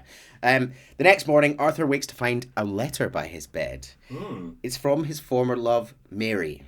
She creeped through the woods at night and just went, whoop! How they get letters is interesting because they move around a lot. So they have like a forwarding address, which is a fake name called Tacitus Kilgore, who they all call... He's not real, but basically whenever they go into a town, they say, could all mail for sort of Tacitus Kilgore, be... So, and then someone will go into town, pick up the mail and drop it at Arthur's bed. I'll read the letter to you. Oh. She says, "It's me. You know it's me from the bad handwriting. I've written this letter." She's been writing all the title cards. She says, "I've written this letter 100 times or more, and I cannot get it right. I know that when we last spoke, I was going off to get married. I said we'd never speak again. I know I said a lot of things, and I meant them, I suppose, at the time. But I'm not so proud as to not speak for the people who cared for me, or the people I care for. I've been in Valentine for a couple of months. I had some bad luck. Well, it's a long story, and not an interesting one, but I'm here now. I saw a couple of the girls, or whatever the polite term for them is, that ran with you and your associates in town, and I heard of a man that sounded like you. I would love to see you again, if you could spare me a little of your time. I'm renting a room at Chadwick Farm, just north of Valentine. Arthur heads over to meet them. Now, this is a personal choice, but for me, Arthur is very nervous about this. For me, Arthur goes into town, has his hair cut, you could get like hair, like pomade to like slick your hair back. For me, Arthur puts on a suit for this, for my Arthur. And he heads to the door, and he's like standing on the doorstep. She's staying at a kind of like hostel. He knocks on the door, and a lady comes out with a gun, and he goes, pardon me, I'm here for Mary. And as he's waiting for her to come out, he's sort of standing on the spot. He's very anxious. We've all been there. Mary emerges. Hello, Arthur. She heard the gang was around. Her husband's died. Arthur says he's sorry. It was pneumonia. He says that's a bad business. Mary's brother, Jamie, needs help. He's run away to join a religious cult, the Chelonians. Oh. Arthur's like, all right, so you just call me when you need me then. Like, after everything your family put me through. She's from her father's very sort of old money, horrible, never liked Arthur because he was a bit of a tearaway. They were clearly much younger when they were together. And he says, oh, you just need me now. And she says, it's Jamie. And So she fully knows what his business is. oh, yeah. Yeah, She yeah, knows okay. the gang. She like, but he says, your lot always look down on me. But Arthur says he always liked Jamie more than the rest of her family. He's the kind of kid brother. Arthur finds the Chelonians atop a nearby mountain. They are sort of dressed in sort of tabards with a little turtle on them. And as Arthur approaches, they all gather round in a little group and sort of start muttering, shell of safety, shell of safety, shell of safety. I don't remember this. Is this a choice? No, this You is have to main do this. story, yeah. Oh, I don't remember this. Jamie is in the group. Arthur has to, like, through dialogue options, it depends how you kind of get Jamie to talk to you. So the religious leader of the group is kind of like, what do you believe in? And Arthur can kind of either be like, nothing, I'm going to beat her up. Or he can be like, or he sort of tries to stumble his way through some philosophy. Eventually the man tells you that you can speak to Jamie. Jamie doesn't want anything to do with it. He's like, everyone's trying to control me. He runs away in his horse. He's not seen Arthur since he was a little boy. Jamie's probably like 18. He's young. He runs away. There's a big chase ensues. Eventually, Arthur tracks him down. And Jamie's kind of manic. He's got a gun from somewhere. And he's waving it around, pointing it at Arthur. And eventually points it at his own head. And says that he doesn't want to live anymore. Arthur talks him down, tries to talk him down. Doesn't manage to do that. And so has to go into slow motion mode and shoot the gun out of Jamie's hand. Jamie says he doesn't know why he's done that. He's so confused. It's clear that Jamie is very damaged by his father, who had a bunch of expectations from him, and as a kind of seeking for meaning, he's run away to join this group. But he knows it's a bit silly. Arthur takes him back to his sister, and on the way back, Jamie's asking him, saying, "Oh, are you and Mary sweet on each other again? I really missed you." Arthur says that's all a long time ago. It's all in the past. Arthur gives Jamie some career advice, which consists of him going, well, what do you like? And Jamie goes, I don't know. He goes, well, you must like something. And Jamie goes, I like apples. And Arthur goes, well, maybe that's something. Go and work in an orchard. Arthur's trying very hard to be like supportive. It's interesting that Arthur is not saying, "Oh, join a bunch of outlaws, go shoot up some people." No, he wouldn't. I don't think. So he views his way of life as something that. Well, we've already heard Arthur say they don't want us anymore. This is a dying way of life. Jamie's very embarrassed about the cult thing. And he tells him, it's okay, kid. And Jamie's hugging him, and he hugs him back, and he says, there ain't no shame in looking for a better world. Oh. Arthur, they clearly go back a lot. Arthur taught him to ride a horse when he was little and everything. They drop him back at his sister. Mary and Jamie are boarding a train to go back home to their father. Arthur helps them with their bags. Mary tries to say something, but stops herself, and says to Arthur, I know you'll never change. He looks on from the station as they disappear into the That's distance. so unfair. Like, I know you'll never change. That's literally the reason why she got in contact, was so that he could go and save her kid brother. He would have done that 20 years ago. Right. She just knows his way of life will never change. Arthur writes in his diary about her. He says that woman can sort of play me for a look like no one else. He says, I trust I will not make a god-awful fool of myself once more. Somehow I imagine I shall. Oh, sorry, like the writing is so good for Arthur. Like the insightfulness and the poetry being so baseline in the vocabulary. It's just fantastic. It's just great. I love it. The writing is so good. Back at camp, John is planning a robbery. John is? Yeah. Oh, he's made it back to camp. Yeah. Oh no, he's been there the whole time. He's just been recovering. Okay. You can see his scars are sort of stitched up now. His kisses. From Abigail. Abigail's kisses. So I can say right now, by the way, in our avatars for this, I am Dutch, you are Arthur, Neil, and Chase, you are John. I'm offended. You shouldn't be. John is...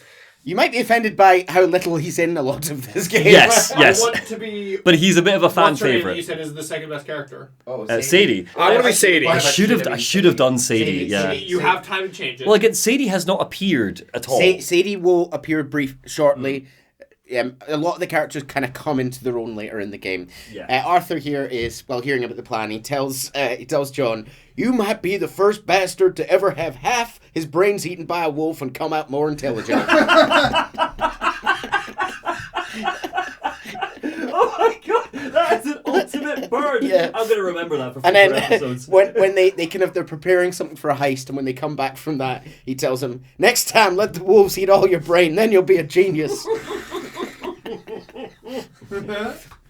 No notes. 10 out of 10. Jack is John and Abigail's son, who we met briefly. The Boy Scout. Yeah, no, he's like teeny. He's a Boy Scout. He looks like a Boy Scout. Well, he looks like a Boy Scout. Look at that uniform. He's like barely a toddler. He's just older than a toddler, really. I mean, I think Boy Scout's pretty accurate, right? You can't join the Scouts until you're about 10. I still think the characterization. America. I still think the characterization is accurate for wee Jack to be a wee Scout. I think Scout implies like intent, and at this age he's much more like, look at the flowers, I love mommy. I'm just looking at his outfit. Looks like a Scout uniform. Listen, you're entitled to your. If that's how you remember who wee Jack is, fine.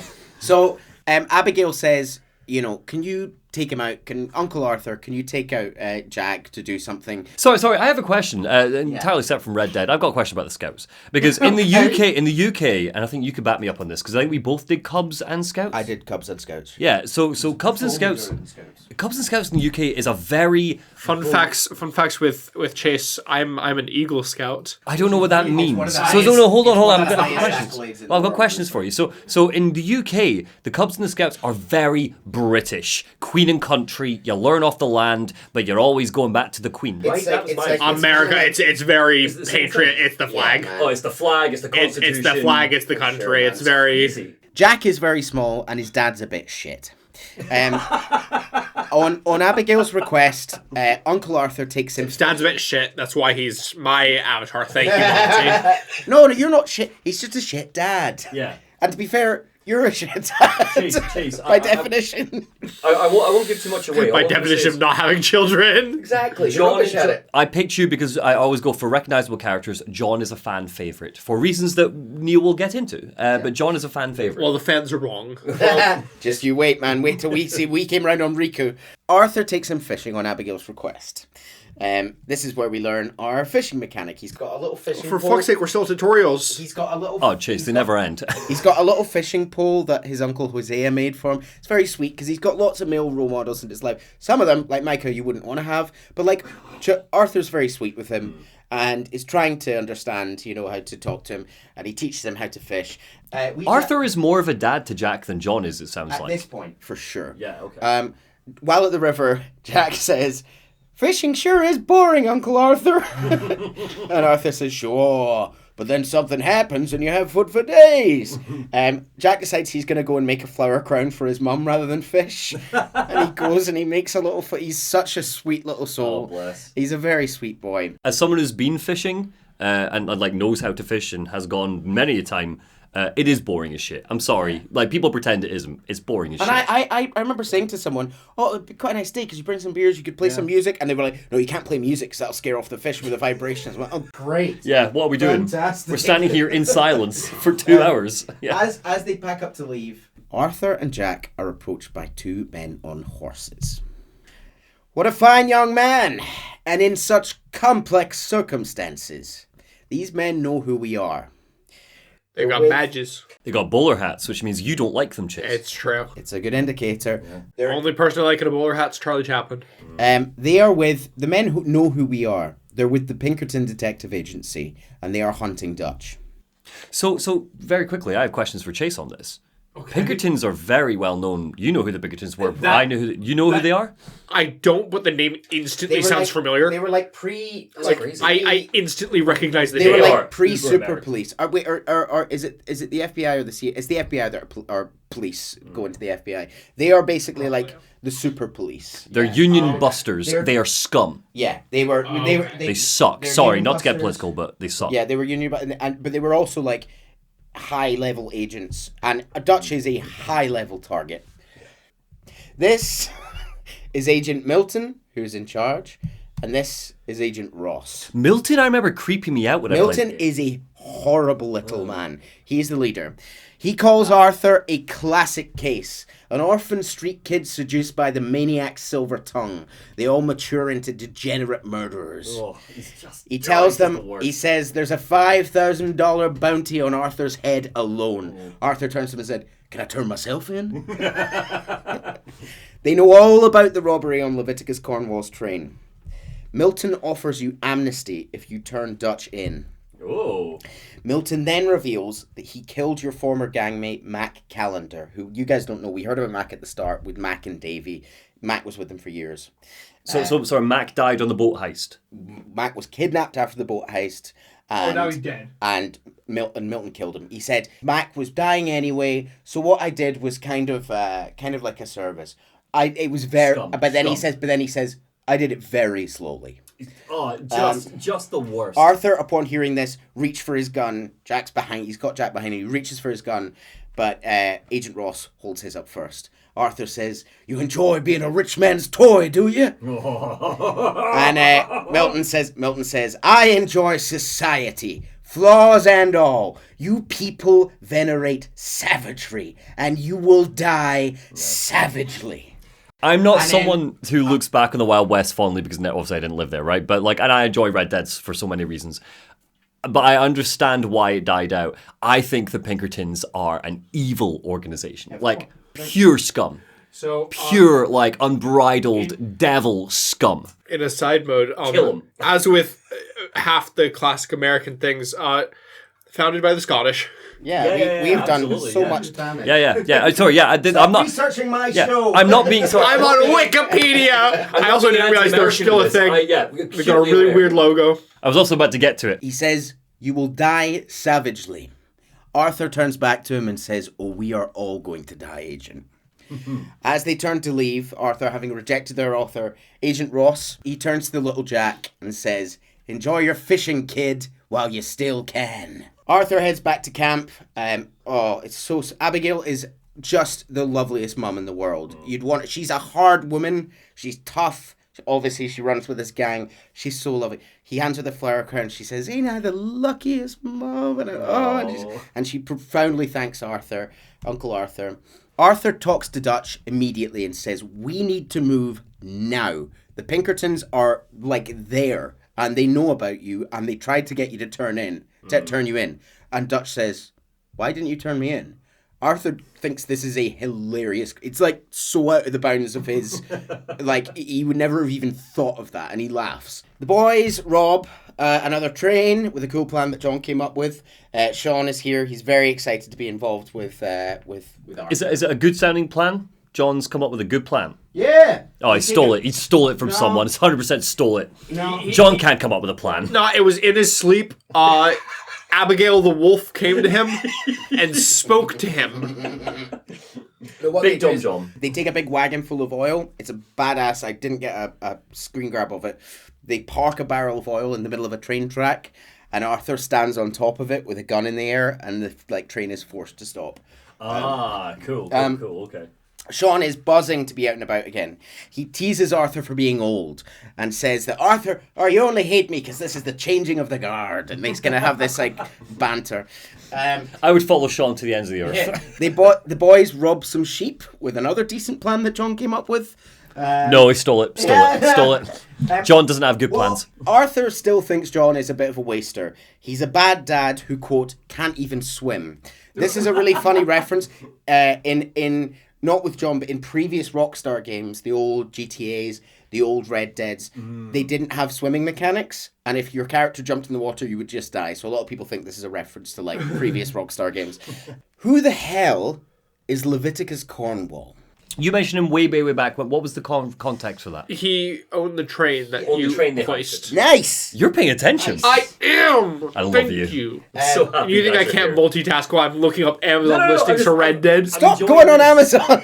Not anymore. No, now he's looking up American history. Currently, I'm on AO3 looking at Anal Sex Fix with Arthur Morgan. Do not go on there. There were so many spoilers online. I swear to God. yet. This one, Hidden Canyon, featuring Arthur Morgan and the player character. Who the hell is Leviticus Cornwall?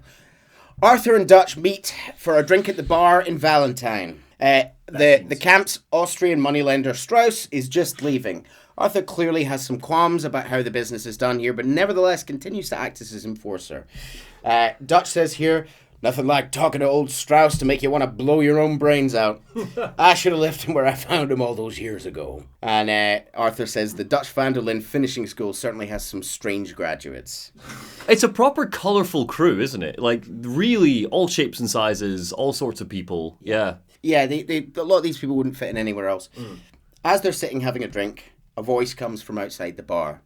Van der Linde, get out here now! It's Leviticus Cornwall, the man whose train we robbed. Oh, he looks rich. You don't know me, but you keep robbing me. My name is Leviticus Cornwall, and I am not a man to be messed with by the likes of you. Tory, straight up There's, Tory. like, he's got like an army of police with him. Oh, Tory, such a Tory. And, crucially, he has John and Strauss hostage outside. That's okay. And he says... John thinks it's part of the plan. Where we're going, will there be wolves? As he's shouting outside, Dutch and Arthur scramble for a plan inside. Arthur says, it's time for a classic. Dutch, you head out, you spin a yarn. Classic Dutch. Yeah, you spin it. Dutch's gift. You spin a yarn to distract the men, and I'll come out and I'll decide when it's ready to start attacking. Like, Dutch put +10 into charisma. Like, Oh, for sure. Dutch goes out and starts talking. Cornwall, by the way, is so unfazed by this. Like, this is kind of a gnat on his boot. He sort of goes, okay, you deal with it. I've got other stuff to do, and he disappears. oh, he's gone. All right. Dutch comes out and starts talking about a tragic case of mistaken identity. There's quite a cool moment here where John spots Arthur through the window, and they lock eyes, and John nods. And Arthur comes out, slow motion, tagging everyone, bang, Dutch pulls out his guns. They rescue their men, and everything goes to hell. The whole town descends on them again. My God. Wait, so Valentine now hates the men of Valentine cue a big fight. Bang, bang, bang. So on to Strawberry now, next to town. It's time to leave. As they reach the camp to pack up, Hosea, our other gay dad, is complaining that we've turned into a bunch of killers. We don't even have the delusion to be anything but. Did he even hear about what happened in Strawberry? Does he know? Yeah, he will have. Yeah, Arthur will have told them. Yeah, it's Dad, Dutch. Micah made me shoot some guys. Dutch and Hosea are arguing with each other, further cementing the dad's thing. But they raised Arthur. They argue about the state they're in, and Hosea storms off. Dutch says he's constipated as usual. Cute. Dutch sends Arthur and Charles. Do you remember Charles? He's our Native American sort of bow expert. Yes, he's a badass. He's got a deep voice and he's so calm and cool.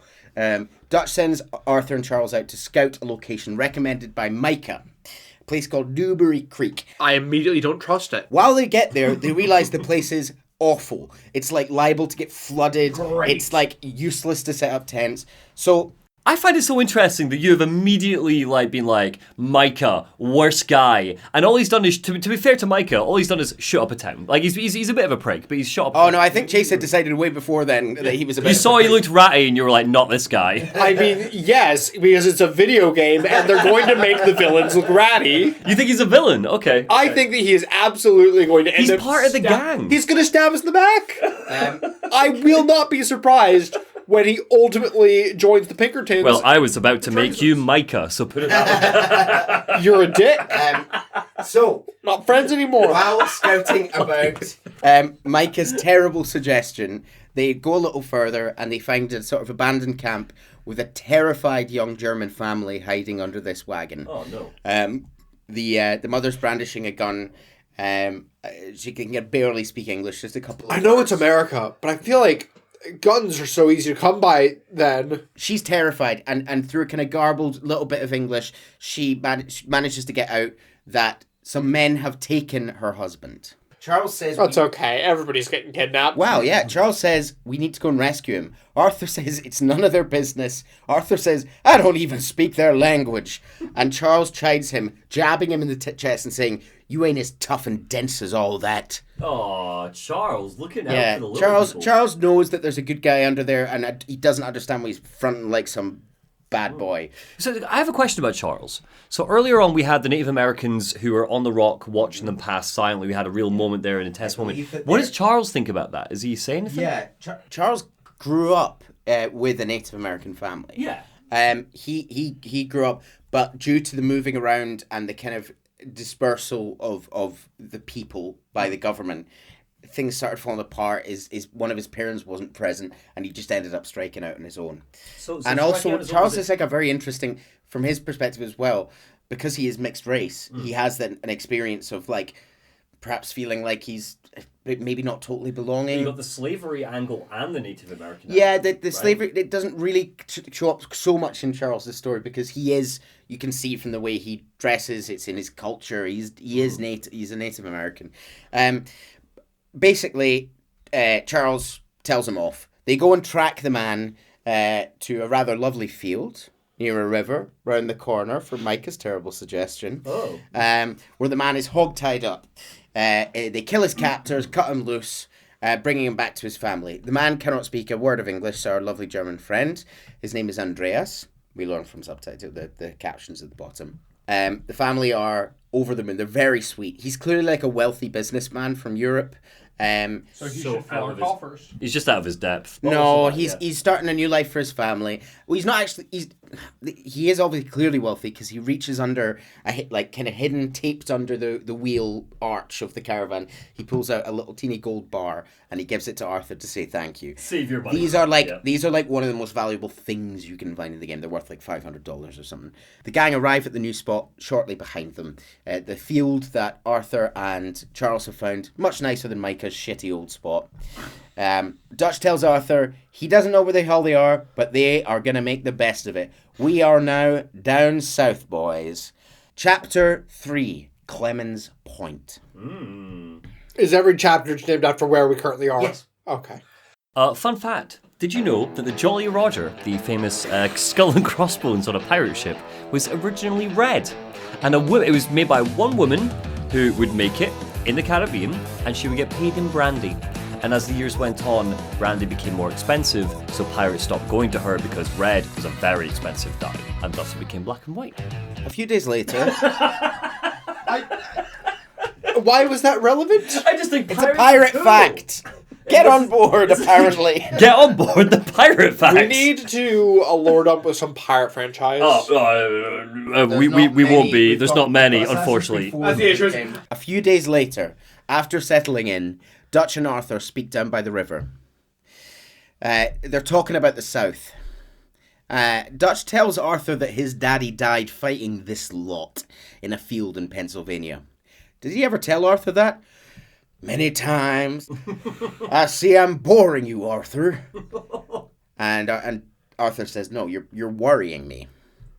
Arthur reminds Dutch that they lost men back up north. Dutch knows.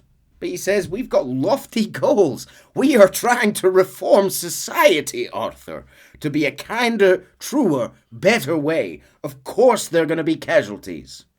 Arthur thinks they're just thieves in a world which doesn't want them anymore. Dutch replies, we're dreamers in an ever duller world of facts.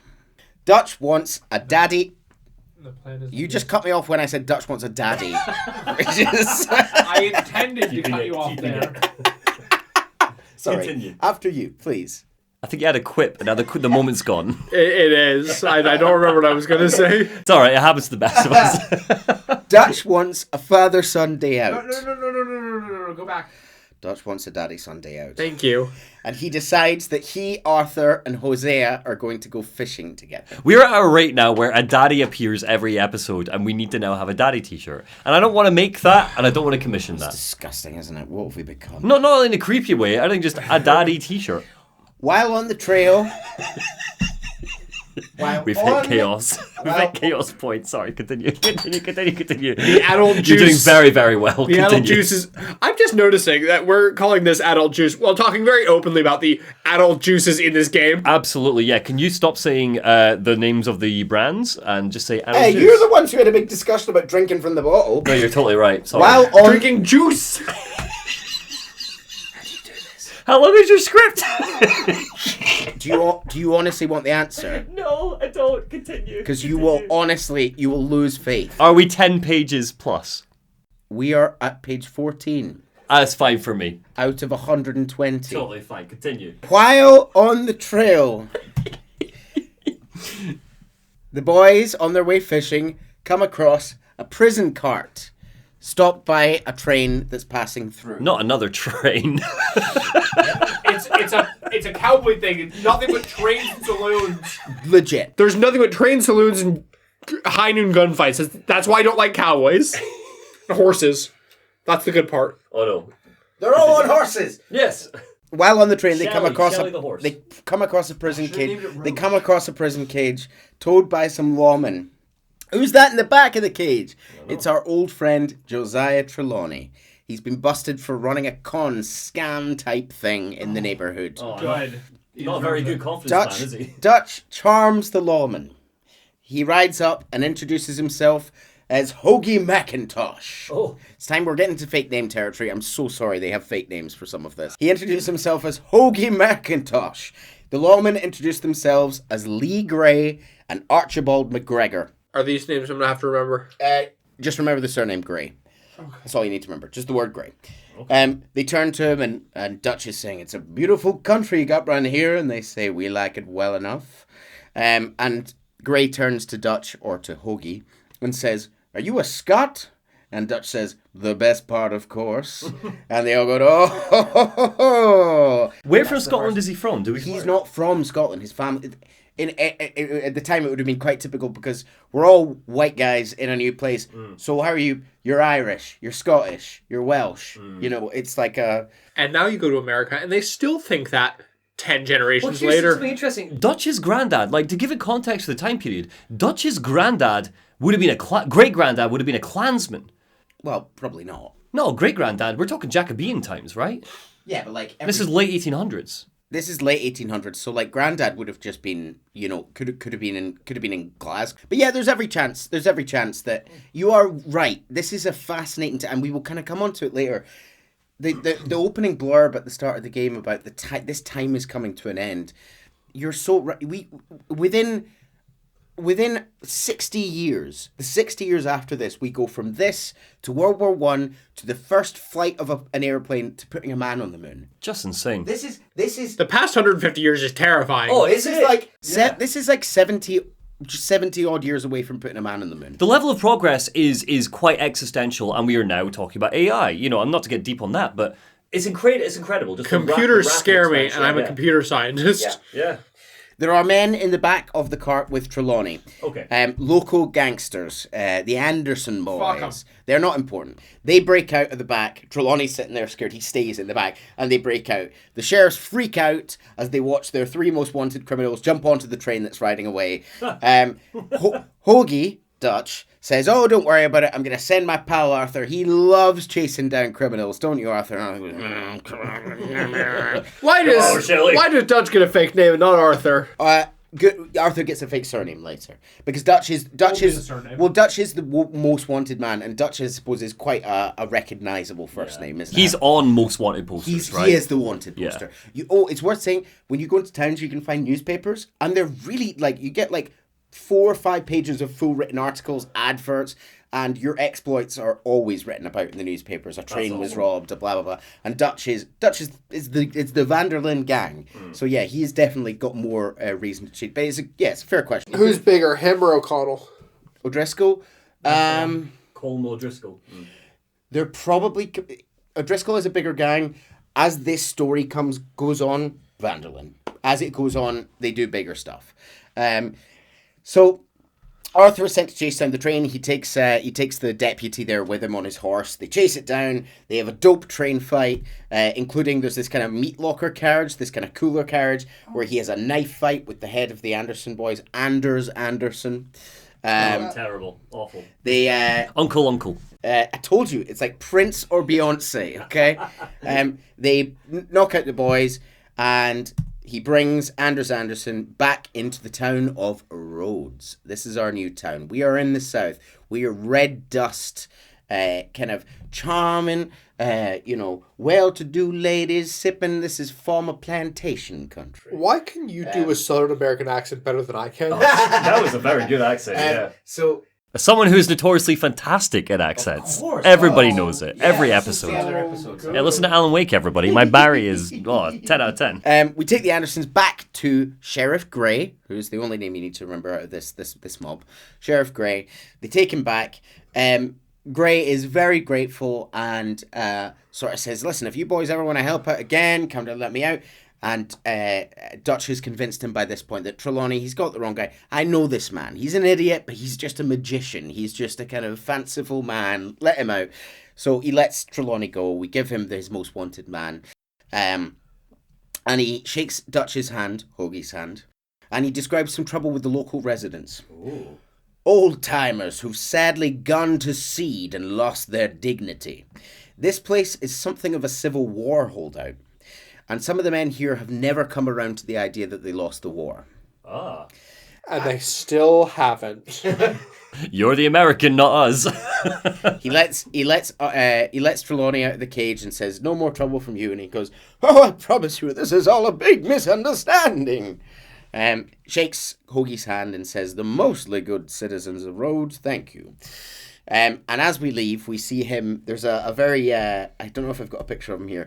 There's a very sort of posh young man, maybe about 1920, sitting on the steps outside. And as we're leaving, we can hear the sheriff say to him, now, Beau, these better be ugly rumours. Is it true you were seen talking to that wretched Penelope Braithwaite? And as he thanks you, you guys walk up down the street. The red dust clings to your clothes, and you need to kind of wash it off. It's like it's really atmospheric. I think Rhodes is my favourite. There's others that are also excellent. No, because there's no bar. There's a bar. no bar? There is a bar. There's actually a bar. I was lying about that. There's no hairdresser. Oh, you're right. Sorry. So I don't like it. Man, Arthur. So Trelawney describes the town to you as you walk him out. He says the whole town is trapped in an ancient feud between two families, the Greys and the Braithwaites. Two plantation houses who have decades of dispute, fighting over cousins getting married and rebel gold. Dutch tells Arthur and Hosea to investigate. Trelawney tells the boys that Dutch is now more infamous than ever. There is talk of his bounty in bars 500 miles to the north of here. Oh, no. People speak about super agents or some such coming after them. The boys, as you remember, were supposed to go fishing. So this is an optional mission, which you should always pick. Arthur goes out fishing with his dads. They go out in a little boat, and you can literally spend it. Oh, you could do infinity. You can just spend as long as you want there hanging out with them. And they talk about Arthur when he was a little boy, and they talk about how he was this violent street kid, and he's grown up into a man that they're clearly both very proud of. Sadie Adler. You were just asking about her. Sadie Adler, best character, yay! Now, we ain't spoken about Sadie in a while. No. She was the woman we rescued from the O'Driscolls back in the mountain. She's helping Pearson out in his kitchen here. As we arrive, she and Pearson, the resident drunk cook, are having a screaming match. They brandish knives at each other, and Arthur intervenes. I mean, literally, he's holding a cleaver and she's holding a sort of hunting knife. Arthur gets in between them, and Sadie says, I ain't chopping vegetables for a living. And Arthur replies, oh, I'm sorry, ma'am. Was there insufficient feathers in your pillow? She tells him she isn't lazy. She'll work, just not this. When her husband was still alive, they shared all of the work. Hunting, farming, shooting. But she will skin Pearson if she has to keep doing this a minute longer. Arthur warns her about the gang. They are wanted everywhere. They have O'Driscoll still looking for them. She says at this point she isn't... O'Driscoll doesn't seem very important as of now. Yeah, it's kind of peppered through. Just know that Dutch hates him more than anyone else, and vice versa. She says she's not afraid of dying anymore. So Arthur takes her away from Pearson for a wee day out.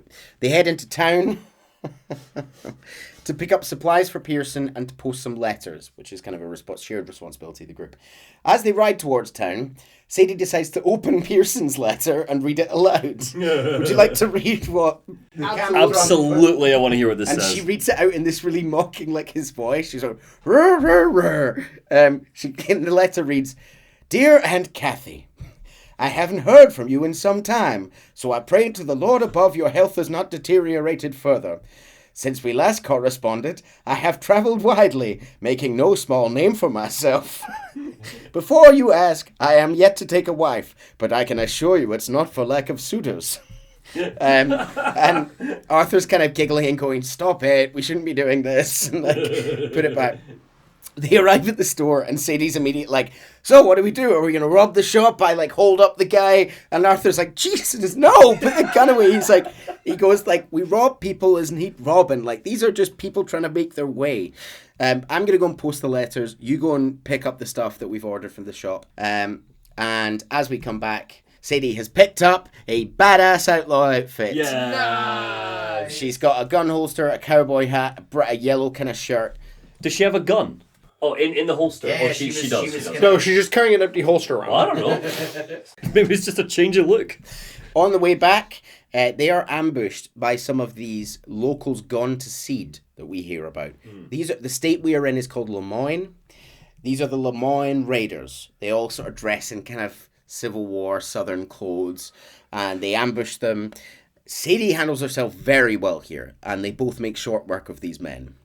It's very sweet. They get back to camp. She's calmed down a bit with Pearson. She's been allowed to get out and, cabin fever, basically. And Arthur says to her, "I will ride with you again, Mrs. Adler, if you would ride with me." And Sadie says, "Sure, if you prove you can handle yourself." And Arthur says, "They say I lack finesse, but I can handle gunsmoke." And they have a little cool thing going now. Oh, pew pew pew with the finger guns. I hate it. I ship it, but I hate it. Over the next few days, Arthur and the boys work with the sheriffs locally to undermine the raiders, including destroying a moonshine distillery and stealing a large stock of moonshine. Oh, no, Arthur doesn't need that. They do so well with... he doesn't really drink any of it. Good. They do so well with the local sheriffs that they are deputized and spend the next chapter of the game with Arthur going around with a little sheriff's badge on. I'm gonna try and pepper in some of these little side stories. Basically, Chase, throughout the world, you can have... I can't remember what they call them, events or something.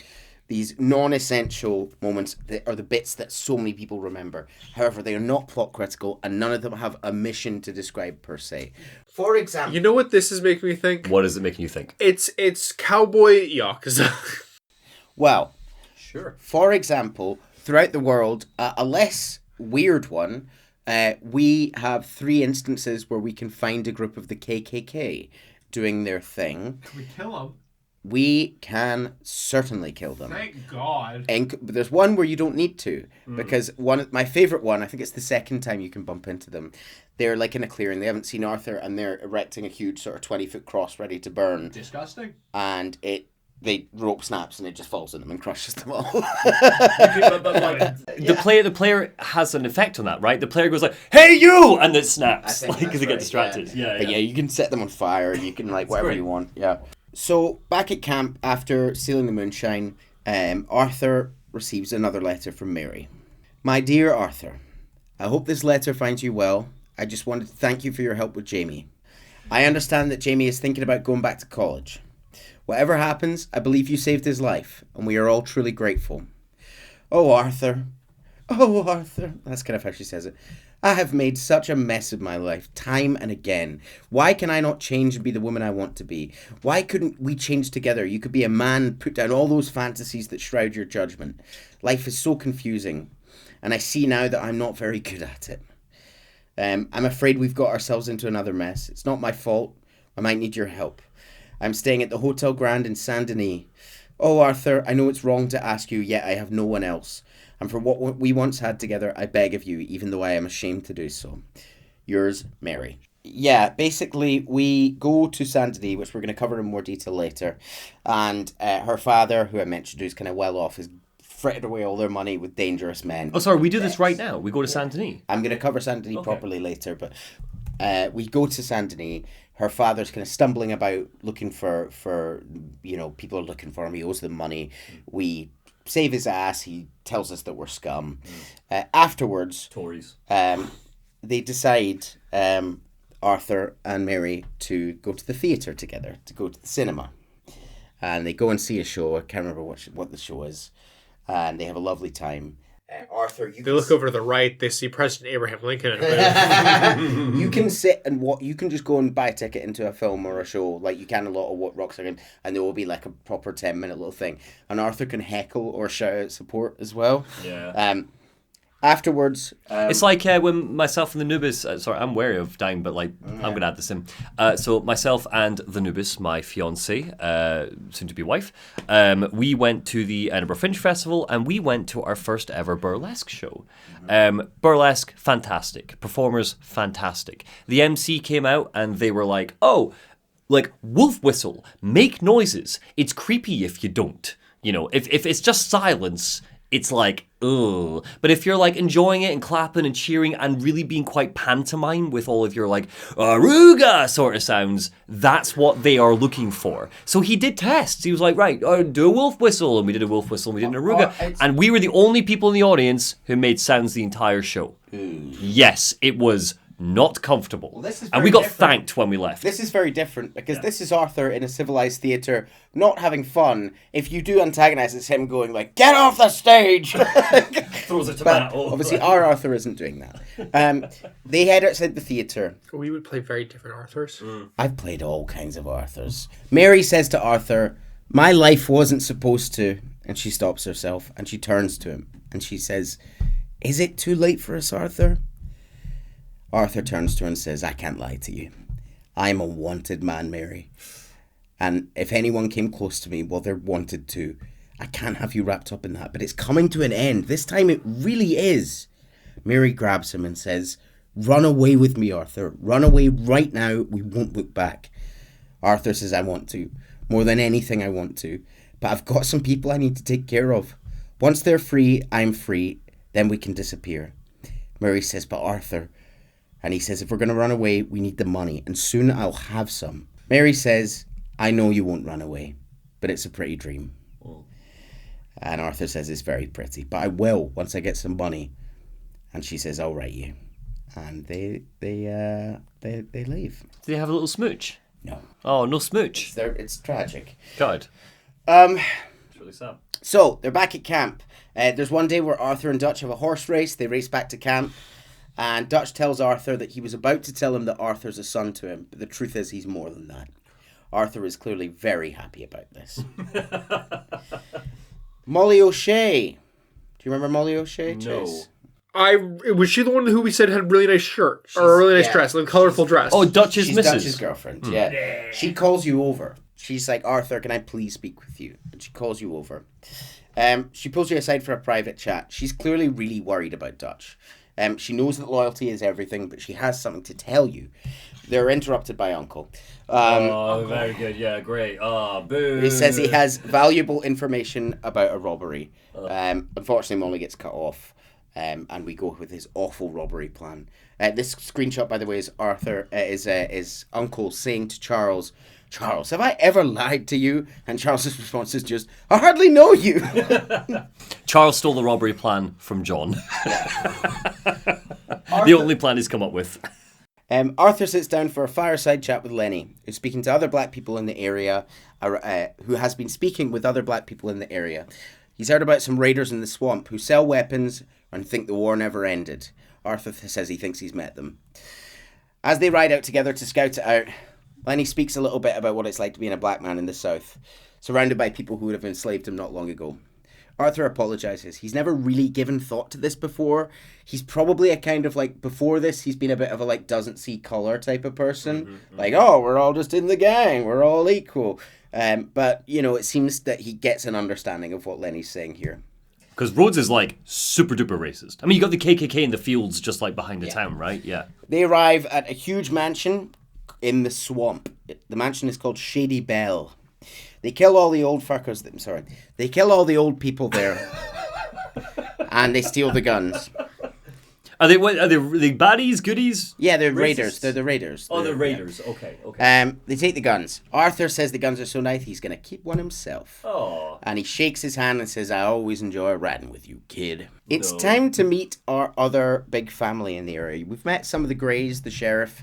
It's time to meet the other family, the Braithwaites. Hosea has hatched a plan. That boy has been seeing their daughter. Yeah, you'll be following, Hosea has hatched a plan to sell the moonshine that they stole from the distillery to Mrs. Catherine Braithwaite.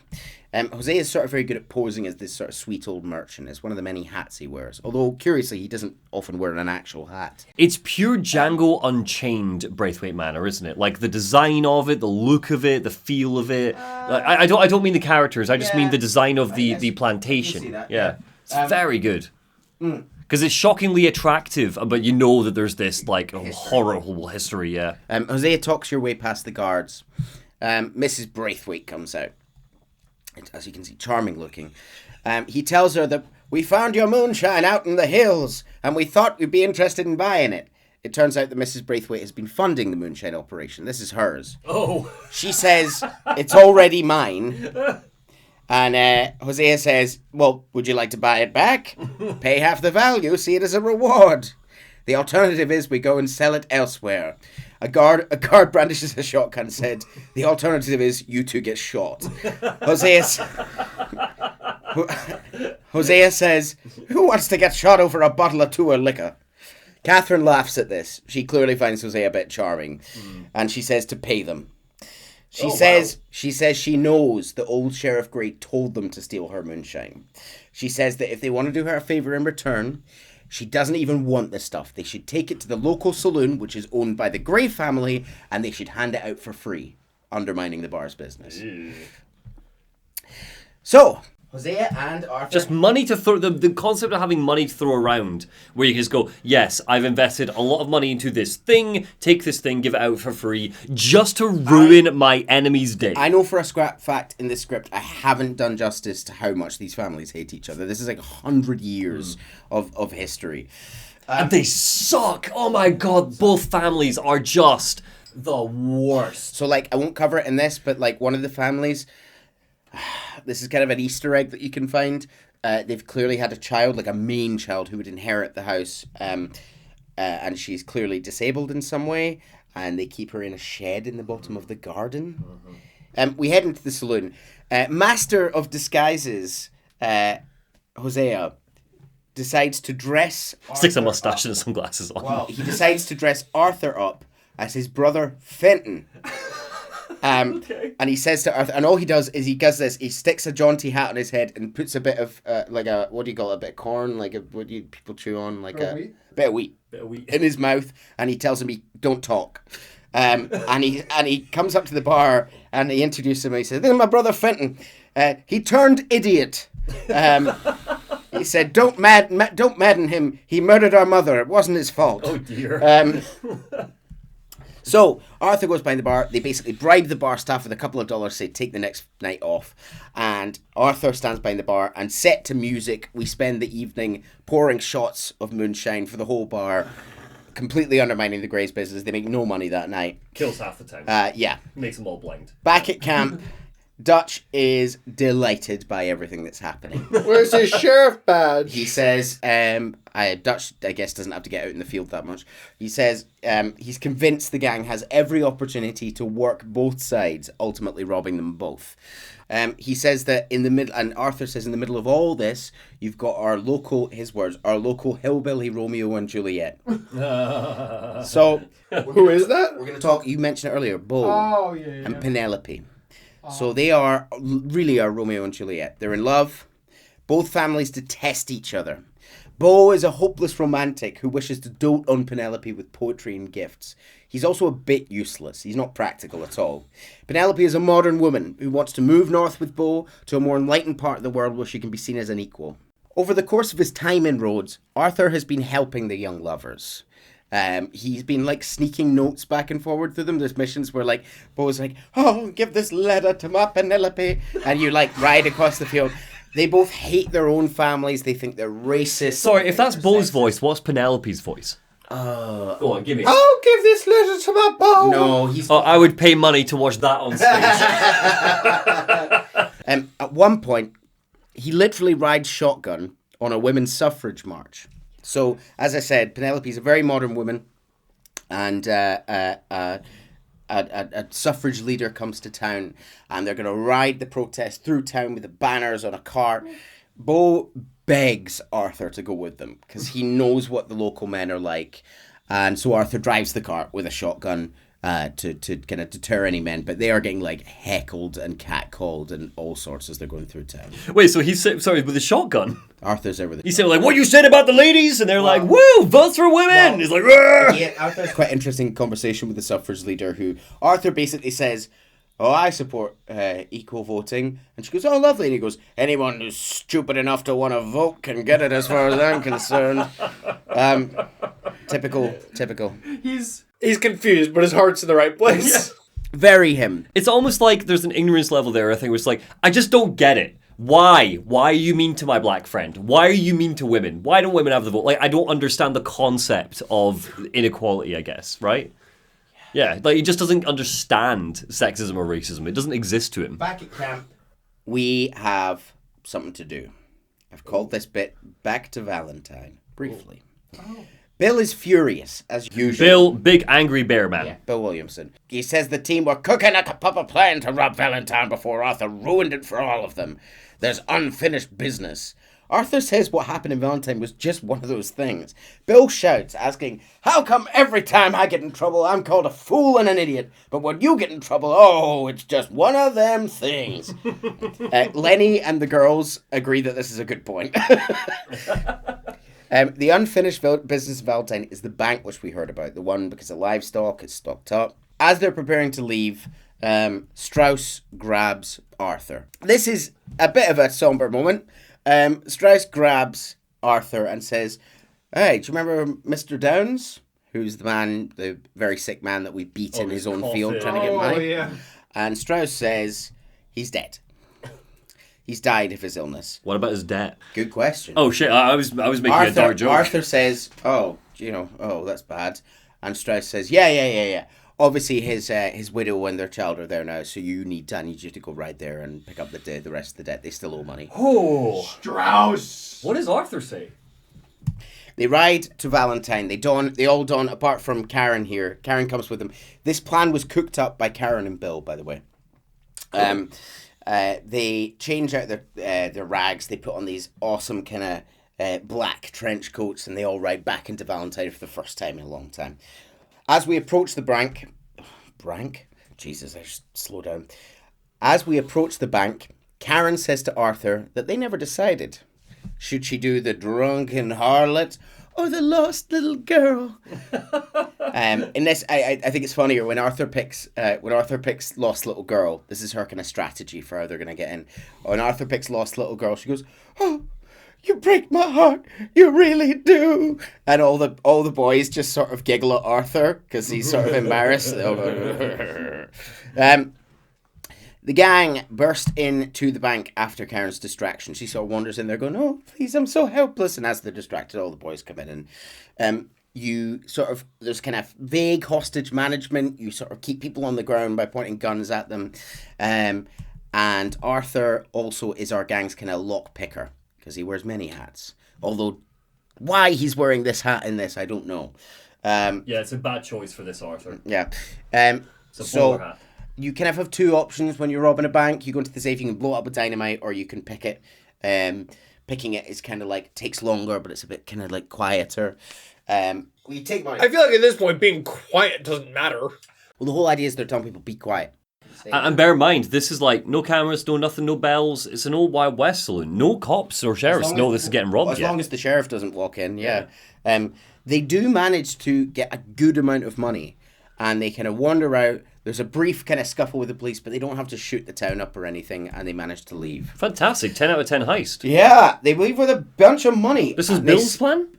Bill and Karen. Bill and Karen. And they split, Karen was the brains. and they split up the money, and Arthur reminds them all, the gang gets its share. Here's your money, the gang gets its take. Into the box. Into the box. He tells them to head back to camp. Split up, don't ride in the same roads. I'll meet you back there. I have some business to attend to. Arthur rides to the Downs homestead. Mrs. Downs and her son Archie, son of Mr. Downs, now deceased, are packing up their cart, clearly ready to leave the homestead due to their circumstances. So Arthur beat the crap out of him. He didn't kill him, right? He just beat him up. He didn't leave him dead, no, but he was very sick and he did hit him.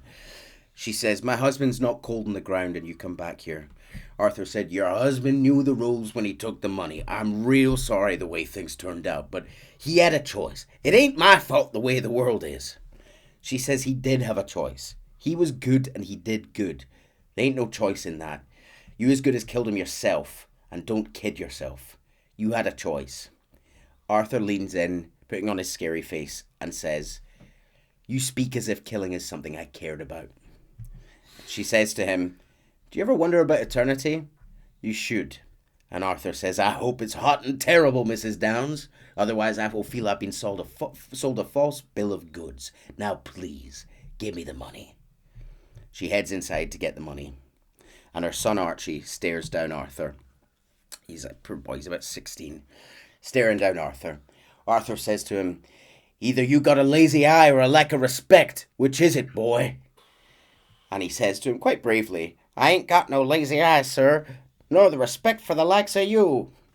And Arthur leans close into him and says, maybe when your mother's finished mourning your father, I'll keep her in black on your behalf.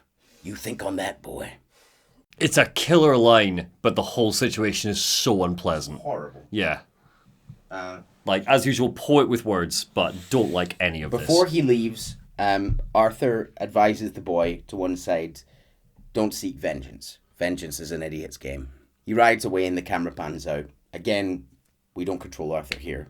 He rides back and a cutscene plays with a sad, morbid song. The last time he rode back without camera was when he visited the Downs. Yeah, it's like his lowest. It's like his This is like it's real- the shittest thing he does, yeah. So it's all Strauss's fault. Strauss sucks, mate. But Arthur doing it. Arthur could have the choice to say, no, Strauss, I don't want to be the guy that goes and beats up a man and then egregious his grieving family.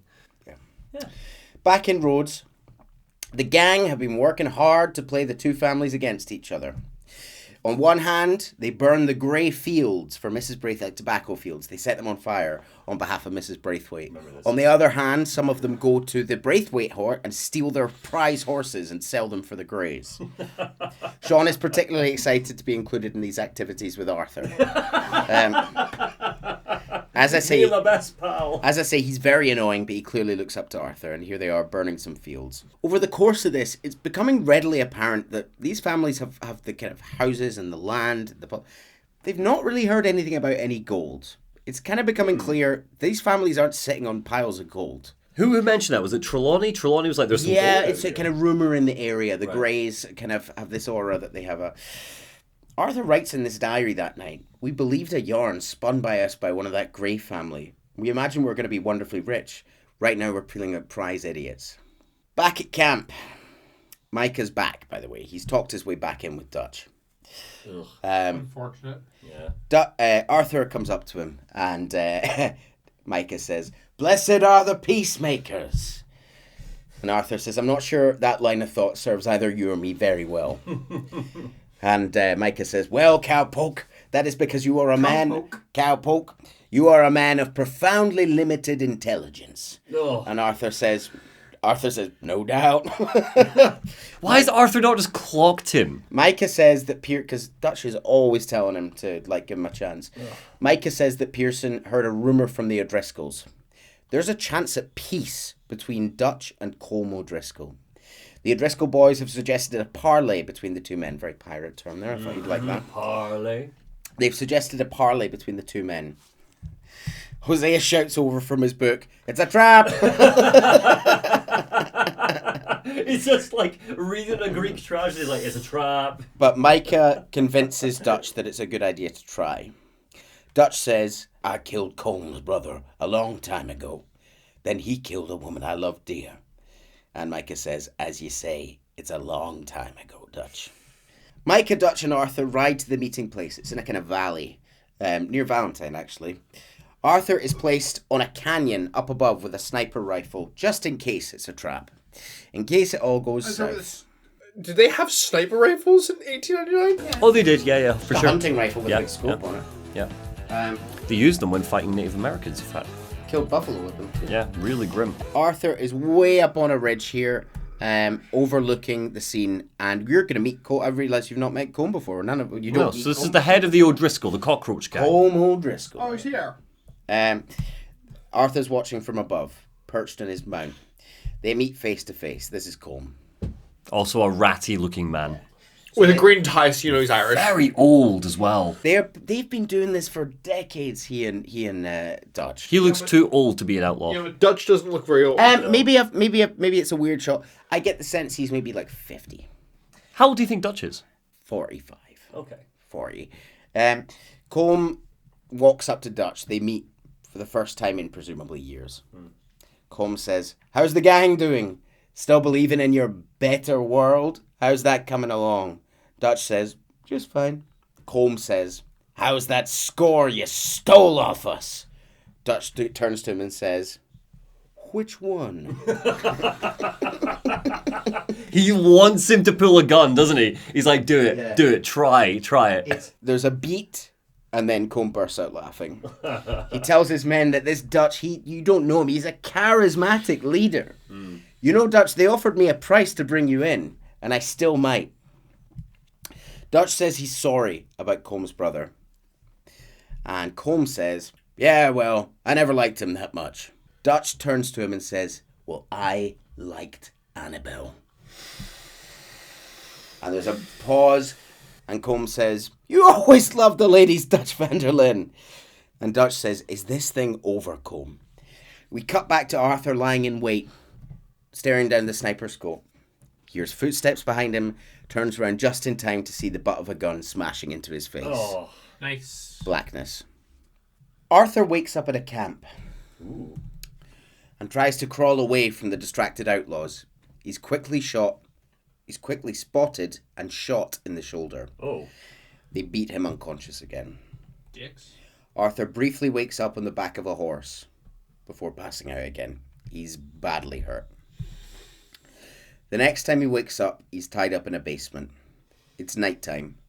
Colm O'Driscoll enters the basement with a plate of food and a lantern. He knows Arthur well by the way he talks. They've clearly had many run-ins over the years. Arthur's suspended upside down, and Colm toys with him, poking at Arthur's bullet wound with cutlery. Oh. He tells him it looks septic. Oh. He beats Arthur, suspended helpless, saying Arthur's killed many of his men. Colm says he can turn Dutch in, and then the government will forget all about the O'Driscolls. Colm reveals he only ever met with Dutch so that he could grab Arthur. He knows this will enrage Dutch. Dutch will come raging over to save him, and the law will be waiting for you. He says, Arthur, I missed you, and he beats you unconscious and leaves. Oh. However, Arthur comes to, dangling upside down, and manages to escape with some hot swinging action over to a table with a nail file, and he manages to break free. Barely conscious at this point, he manages to dig the kind of shot out of his shoulder with a file, and he cauterizes his wound with gunpowder and a candle.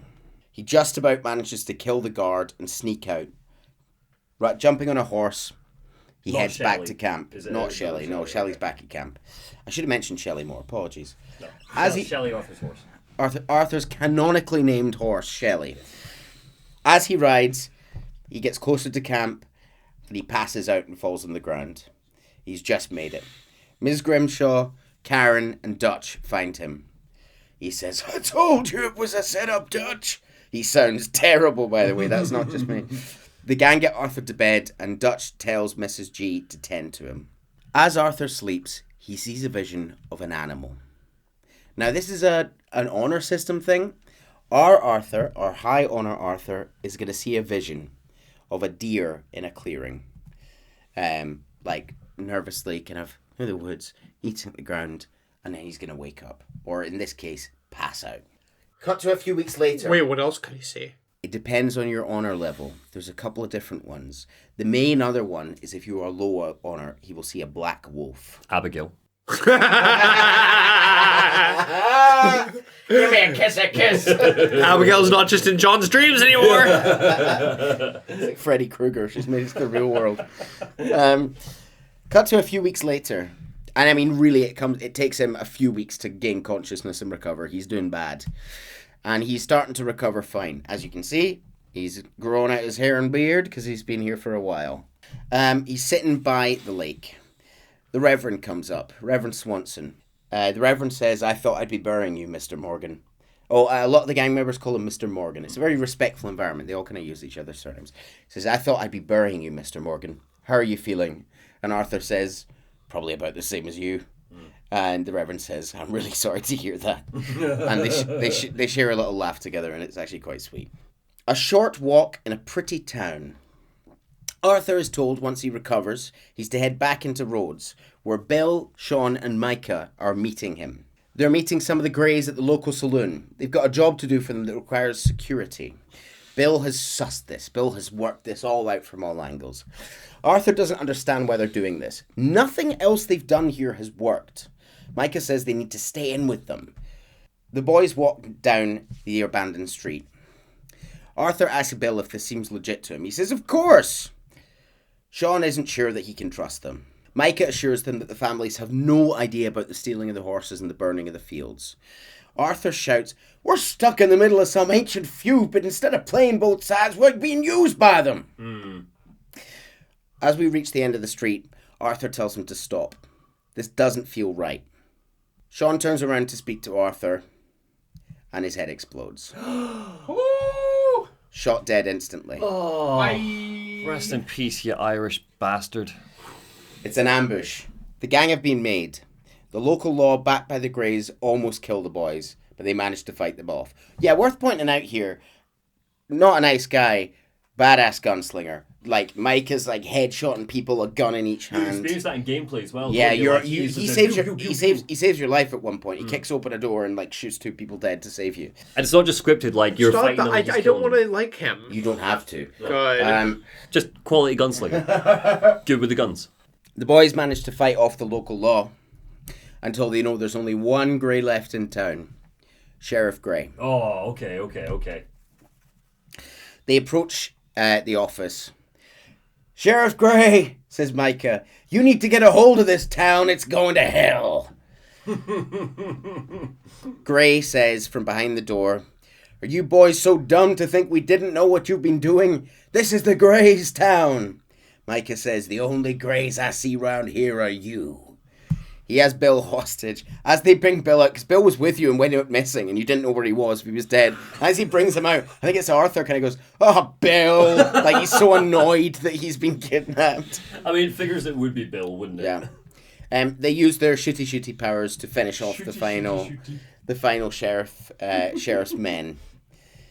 Arthur finds Sean's body in the street and leans over him, saying he was a good kid. Arthur shouts at Bill for believing the Greys in the first place. Micah says all Arthur does is complain. Arthur tells Micah it's because Micah only cares about himself. They take Sean's body back to camp. Arthur writes about Sean in his diary. The next day, back at camp, Dutch is looking for Jack Marston. A question then about Sean. So is it like, does the Reverend do like a little thing? We don't get a funeral. Oh, okay. We don't get a funeral for almost anyone, really. These are like people living on the road, and I know it's yeah. Back at camp, Dutch is looking around for Jack Marston, John's little son. Abigail emerges frantic. "Where's my goddamn son? They took my son!" Arthur says, "Who took him?" And Hosea says, "We think the Braithwaite woman took him." Karen saw a couple of his men nearby looking suspicious. Abigail pleads with Dutch, who promises to bring him back. They're going to find him and kill any fool who had the temerity to touch one hair on that boy's head. He gives Abigail his word. Every man in the camp who can shoot rides out, including, obviously, John, Jack's father. The gang rides to the Braithwaite Manor in a blaze of fury. The boys dismount and walk down. Scene. Yeah, they walk down the avenue in one of the coolest shots in the game. So for listeners, what we've got is the Braithwaite Manor. The camera has been pulled back, and we are watching a line of cowboys. Every member of the gang that's come with us, which is 1, 2, 3, 4, 5, about 7 of them. They're here with their guns, ready to kick in the door and start shooting some racists, and it is fantastic. But Chase, it is an extended period. This you are riding together and you're getting shots like this. They're riding up the long path and there's shots like this while Dutch is like rallying them and getting them ready for the fight. It's fantastic. It is my favorite moment. As they So good. As they approach the door, Dutch shouts at the mansion, "Get down here now, you inbred trash! Yes! We've come for the boy!" Yes! And the men shout back, "You shouldn't have messed with our business!" And Dutch says, "Whatever complaint you have with us, that is a young boy. That is not the way you do things." More and more men stream from the manor. Dutch says, "If you ain't gonna be civilized about this," and the gang open fire, cutting through Braithwaite's like a hot knife through cheese. They storm upstairs, putting down all their men, and finally, after killing these two, who are Braithwaites, by the way, surname Braithwaite, they find Mrs. Braithwaite upstairs. "You've killed her 2 sons, or 2 of her sons in the firefight." They ask her where the boy is, and she's ranting. "We've lived in this house for 120 years, and we'd never had problems except no Yankees. You killed my sons." And Dutch says, "Oh, and I will surely kill the rest, unless you start talking." And she says, "I know your type, common scum." And he says, "Where is the boy?" And he points his gun at one of her sons on the ground and shoots him in the head. Like one of the sons is injured, and Dutch just executes him in front. She screams in rage, and they drag her from the house, setting fire to the old plantation as they go. Hosea asks her, "Why'd you take the boy? Boys are off limits." She says, "You stole my liquor. You stole my horses. There ain't no rules in war, Mr. Matthews." She says she gave Jack to a man named Angelo Bronte in Saint Denis. He's either there or he's already on the boat to Italy. Dutch says to leave her there, disgusted. As the gang make back to camp, the mansion burns, and Miss Braithwaite runs screaming, sobbing into the blazing ruin of her home, burning to death. Oh. A fitful end for an absolute. Back at camp, Dutch tells John he's proud of him. He's doing the right thing and handling it well.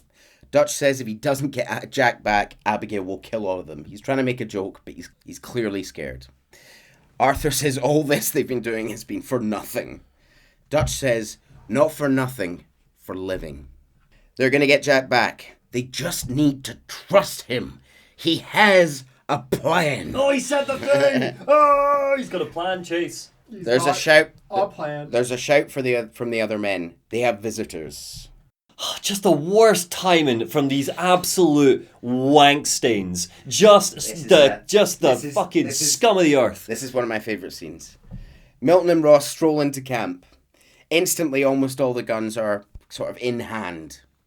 Sorry, for listeners, anyone who's forgotten, they are the Pinkertons, the two officers who have just wandered into the middle of our camp in front of everyone. Just the two of them, casual as anything. Milton says he's here with a solution. Good day, fine people, Mr. Vanderlyn, Mr. Matthews, I presume. He turns to John and says, who are you? And John says back, Rip Van Winkle. And he says... He actually thinks that. He says... And he says, good day, sir. I'm Agent Milton, Pinkerton Detective Agency. Mr. Morgan, nice to see you again. Dutch then refers to him as Agent Moron. Not his best. Not his best. And we get a little speech from Milton, who says, I don't know if you're aware, but this is a civilized land now. We didn't kill all of those savages just to allow the likes of you to act like human dignity or decency were outmoded or not yet invented. This thing, it's done. Dutch replies, this place ain't no such thing as civilized. It's man so in love with greed that he has forgotten himself and found only appetites. And that lets you do what you please?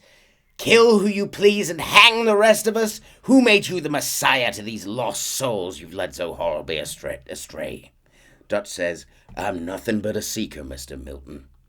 You ain't much of anything more than a killer, Mr. Vanderlyn. But I came to make a deal.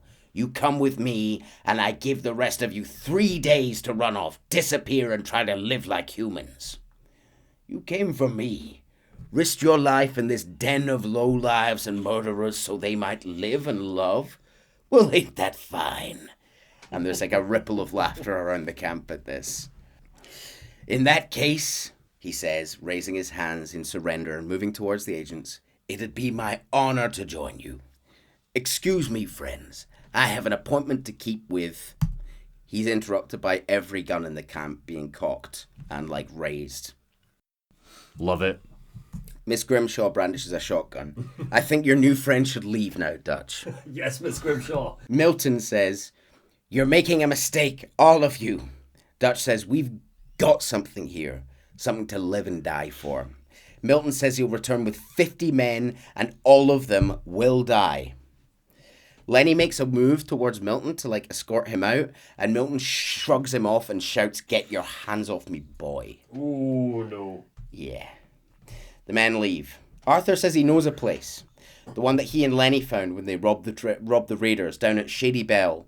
The Germans? Was that the Germans? No. Shady Bell. No. When Lenny and he went down to rob the guns, they found a big mansion out in the swamp. Oh, they did, yes. And the mansion's called Shady Bell. They can hold up there for a few days while they plan their next move. John and Arthur ride to the old house to make sure nobody's moved in. As they arrive, the raiders are there, and one of them shouts, oh shit, it's them again! Shitty bang bang, the house is ours. They dump the bodies in the marsh, and they are fed on by alligators. That's pretty grim, that. As the gang arrive, after Arthur and John have cleared out the bodies, Arthur welcomes the rest of the group to his humble abode. It's like a mansion. He says, we got fine living. Apart from the corpses and the alligators, it's paradise. Arthur has an actual room now on the top floor next to Dutch. Molly asks for a word with Dutch, but he tells her he doesn't have time. Molly's Dutch's girlfriend. Yeah. Cool. Who keeps trying to talk to you too. Dutch and Arthur need to ride to Saint Denis and look for Jack. And as they're riding, Dutch says, can you believe that girl? All I've got going on and she wants to talk. How dare. Yeah. Classic. Yeah. Classic Molly wants to talk. Yeah. Exactly. Conversations. Ugh. After a short ride, we arrive at Saint Denis. Saint Denis is a full-on city, Chase. It is... it's big. Oh. It's big. Dutch is disgusted by it as they're sitting outside it, and he spits out the words, a real city, the future. This is such a weird time period where you have people out in Wild West saloons with cowboys and guns, and then you go to a city and it's massive industrial. They just don't compute my brain. It's like commercial districts. The theatre Neil talked about earlier, the date. I think he was being very careful about his reveal there, because you see Saint Denis before, that is it. You go on your date day and you see the theatre and it's cobbled streets and all sorts. There's people playing trumpet on the street, and there's cobbled streets, and there's a tram system, an electric tram, and So weird. high society. Yeah, It feels like a different bit of the map to everything else you've experienced. Yeah. Yeah. Chapter 4. Saint Denis. Saint Denis. Saint Denis. Saint Denis is the city of the future. As we ride around, we are accosted by people selling stuff, playing music. Oh, there's a guy in the street who's trying to sell a pamphlet about eugenics. Sorry, what? And he's one of the few characters who you can shoot him in the head. You get positive honor and none of the police bother you. Because like we're in a point, there are proper police here in blue outfits with whistles and fucking helmets. This is we are in the future. There's plenty to do in the city, including hunting a vampire. Moving on. I'm sorry, what? Oh, I didn't think you'd be interested in that. You can hunt a vampire and that's it. No. So No, Arthur we're not guys moving- Dutch we're in not a moving on. fancy Fuck you. tavern. Fuck you, we're not moving on. Go more into that. So within the Red Dead universe, there are some supernatural things. They What? do not form any part of the main story and are only ever side quests. Excuse me? This isn't a particularly interesting quest because it's just Arthur hears rumors of something happening, and if you search the city, you can find these kind of sigils drawn on walls. And if you find them all, Arthur can track down a vampire. He finds the vampire feeding on someone in an alley. It is a full-on, pale, all-shaven, black coat vampire feeding on someone, and Arthur kills him, and he gets a unique knife for it. Neil, I don't think that you're going to want to hear this. That is so far the most interesting part of this game. Oh, I haven't done the serial killer or the scientist who builds a real robot. Yeah. Hi, comments. Our beloved viewers, please chime in the comments on what your favorite, and the ones that I'd be most interested in, mainly, side missions, and I'm going to force Neil to write another episode featuring nothing but the best side Again, missions. for context, this Thank you. is comfortably the longest script for a lore dump we've ever done. Yes. And I have missed most of this. I guarantee most of the comments, comments, it's going to say Aberdeen pig farmers. Do you cover the Aberdeen pig farmers? I wasn't planning on it, but I'm happy I to. think You now are might be now. the time just to give a little rundown. Arthur is traveling through. I don't have any of this written down. This is just from memory. Arthur is traveling around the kind of swampy countryside, and he comes across a house, and there's a man and woman there, and they say, "Hey, how you doing?" And they invite you in for some dinner, and you sit and Arthur goes, "Okay, I'll have some dinner. It sounds not fun." And you have a drink and you have some dinner with them, and they're talking about how their brother and sister and their parents are dead now. And over the course of dinner, it becomes clear that they are and have always been in a very loving sexual relationship. Interesting. Fascinating. Is it offensive to have that written about the South? It is in the game. They are like, oh yeah, and they're touching each other, and Arthur's like horrified. His face is sort of disgusted, but they've poisoned his drink. What?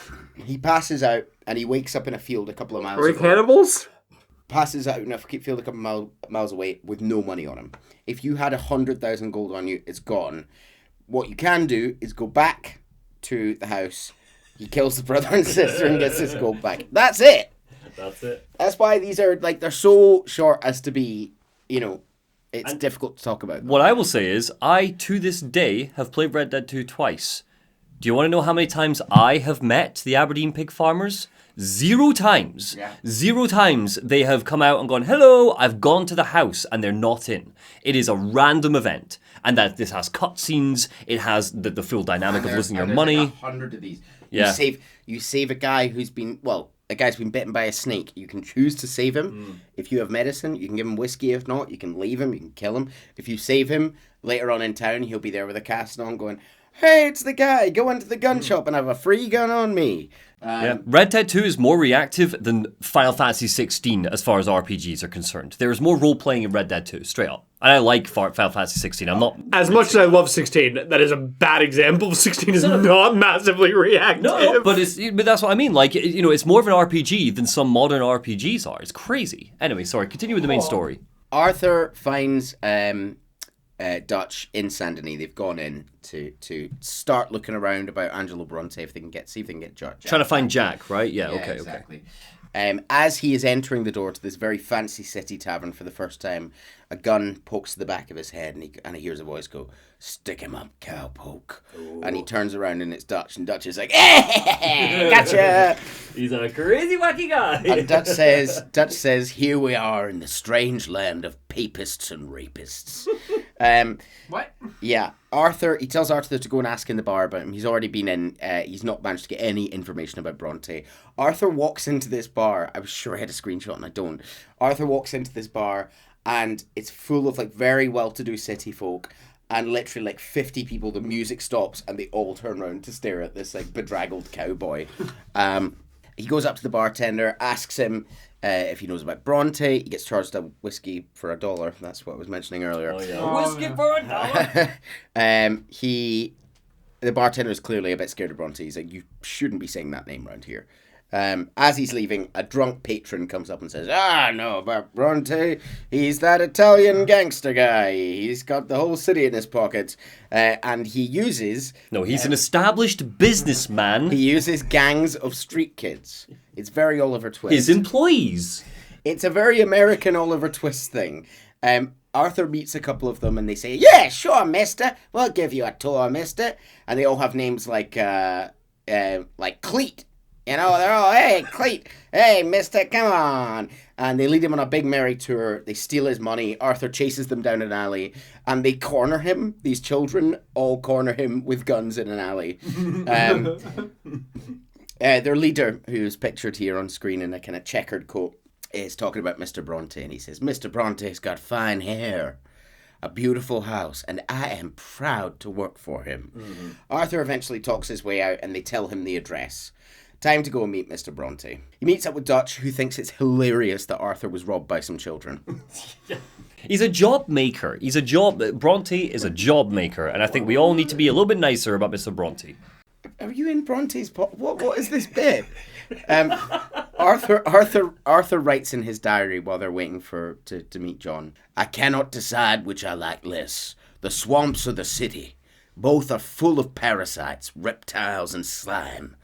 We're a long way east of land we know, and from real open country." Arthur, Dutch, and John arrive at Bronte's mansion. It's in this part of town. Is like, it looks like Victorian London. It's like beautiful rows of like white streets, and you know, it's like very clearly there's a huge class divide in the city. Actual gas lamps, that sort of stuff. Arthur advises that they can't go in shooting. He is sure Jack will be killed if they do. They head into the mansion, held at gunpoint. We meet Bronte with a sting of Godfather-esque Italian music dancing over the score. In Italian, he asks who these clowns are. This isn't at all where I thought that this cowboy game was going to be going. What are you talking about? The vampire wasn't a problem for you? No! Silly, goofy, out-of-pocket side missions I'll keep another that aren't part of the main story don't faze me. I'll keep another couple in there. Something like this, Dutch says, "Why did you take his son? We ain't got no problems with you, sir, nor you with us. But if you want one, there's going to be a lot of folks dead in this room before it's done." I'm going to try not to Bronte's accent. That's fair. Your Dutch is quality, though. Bronte is furious. He says, "You walk into my city, stinking of shit and looking like this. You come into my house before you have a bath, and you tell me how to act. You ask me to show you compassion. Have I not shown you almost infinite compassion already by simply allowing you to breathe in my presence?" Oh, God. Dutch realizes he's kind of misplayed this, and he backs down. He goes, "Indeed you have. We are simple country folk. All we got is each other. Now you gone and taken his son over some dispute with some inbred ex-slavers ain't got nothing to do with us." Bronte reveals that he took Jack because of how the gang disrupted the liquor business in Lemoyne. He's money behind the liquor business, and with all the moonshine operations, that's why he was willing to take Jack. Dutch pleads ignorance, saying, "Yeah, it wasn't us, we just kind of found them." Bronte said that Dutch twists words, lies shamelessly, and thinks he's better than everyone else. And there's a pause, and he goes, "I love him! Get these men some drinks." They laugh and shake hands. Situation seemingly diffused. This is like the head of McDonald's kidnapping your son because you decided to sell some fries on a street corner outside of a McDonald's. I feel like this is very different from that. And also in that analogy, it's more like I blew up a few franchises. Well, okay, fine. Okay, fair enough. Bronte says they can have Jack back, but they have to do something for him as a favour. Some people have been robbing the cemetery, the city cemetery, without asking his permission, without paying their dues. And when hearing that people have been robbing for bodies in the cemetery, Dutch says, well, that is a fine place for it. Arthur and John head off together to deal with the criminals in the graveyard. It's actually a pretty atmospheric fight. It's very foggy. You can barely see enemies. They sort of appear out of the dark, and Arthur and John have to react very quickly. We take the robber's stash and escape the police. Yes. I said this already, but it is very jarring to go from like sheriffs in big hats to police in blue uniforms. We are in a changing country, and it's expanding fast. They head back to Bronte's and get back Jack. Yay! The Boy Scouts back. He's dressed up in European finery Oh, weird. and runs into his father's arms. Bronte's invited the boys to a garden party at the mayor's house. Oh. As they take John back to his mother, he tells his dad that he's had a brilliant time. He's got to play many toys, and he's tried spaghetti. John seems disgusted by the concept of spaghetti. So, are we meant to believe that Bronte is not actually all that bad? I think he maybe was holding them for leverage. I don't know. I think he knew they'd come for him. He can use them in some way. I don't know if he'd hurt a child. I don't think there's any evidence that he would... He's using children with guns on the street. Like, I think he'd be okay with hurting a child. I just think he's a good employer. He is. He's got a pension system set up for Oh my them. God, he's your uncle. I forgot that's your uncle. I'm so sorry. Not uncle. Monty Bronte. That night, the gang throw a huge party to celebrate his return. Yay! The ball. Dutch, Bill, Hosea, and Arthur get their glad rags on and head in a carriage, a horse-drawn carriage, to the ball. It's just really weird seeing them. Why? Hold on, go back a second. Has Dutch waxed his mustache Yes. up? Definitely. Yeah, no, he legit does that sometimes. And whoever's playing as Arthur has given him a shave, got his hair You are cut. forced to give Arthur a shave at this point. Oh, are you? And you are forced to go and buy a tuxedo. You just kind of end up... no, actually, you're not forced to cut your hair, but you are forced to... Now, do any of you have a question about this? Because I wrote one down here about this group of people going... Well, why is Bill here? Why is Bill there? The least charismatic member of the group, second to John and Micah. I wrote down why you would bring to this. Bring Bill to this. Why I have you no would Bill idea. bring to this? Well, yes. The ball is a grand affair. String music plays around the garden as the elite of Saint Denis socialise and sip champagne. Ooh. Bronte welcomes the boys. He's clearly amused by keeping these country bumpkins around and casually insults their hygiene and sensibilities. Is Dutch in a top hat? Yep, of course. He's like insulting them and how they smell and they're kind of like just how to put up with it. They're standing on the balcony overlooking the party. This is the mayor's house, but Bronte and his men are standing on the mayor's balcony overseeing the whole thing. How does Dutch has to hate every second of this, right? Bronte points out a number of important guests, including a former Confederate major with a young wife. He says having a young mistress is the order of things, but a young wife is unseemly. Oh. They also see a delegation of Native American leaders. Oh. Trying to speak to the mayor. They hand him a letter. Bronte says he has no sympathy for these people. He uses a very bad word, which I won't use. Yeah. And he also says anyone stupid enough to get taken over by the Americans doesn't deserve sympathy. It's again like it's exactly the same as earlier. It's a killer line, but I don't want to giggle at it. Like it's just not nice, is it? He points out some other people that I will be skipping over, and eventually he tells the gang to go and socialise. Not before leaning over the balcony to shout at the assembled throng in Italian so they can't understand him. I look forward to watching you all die. Because he just hates them all. All the boys laugh. As the gang are leaving, he says to enjoy the socialising, and he looks at Dutch and says, it'll make you long for the days where you could shoot each other and screw cows out on the range. And there is a beat where Dutch pauses and kind of gathered himself and says, those sure were the days. He just decides to go along with it. And as they're leaving, you can hear Bronte say in Italian, now bring out the good wine. Dutch tells them to split up like Freddy and look for clues. At the party, Arthur steals a confidential ledger from the mayor's office. Bill didn't find anything. Big surprise. He said Wait, sorry. If this is Mystery Inc., who is Scooby-Doo?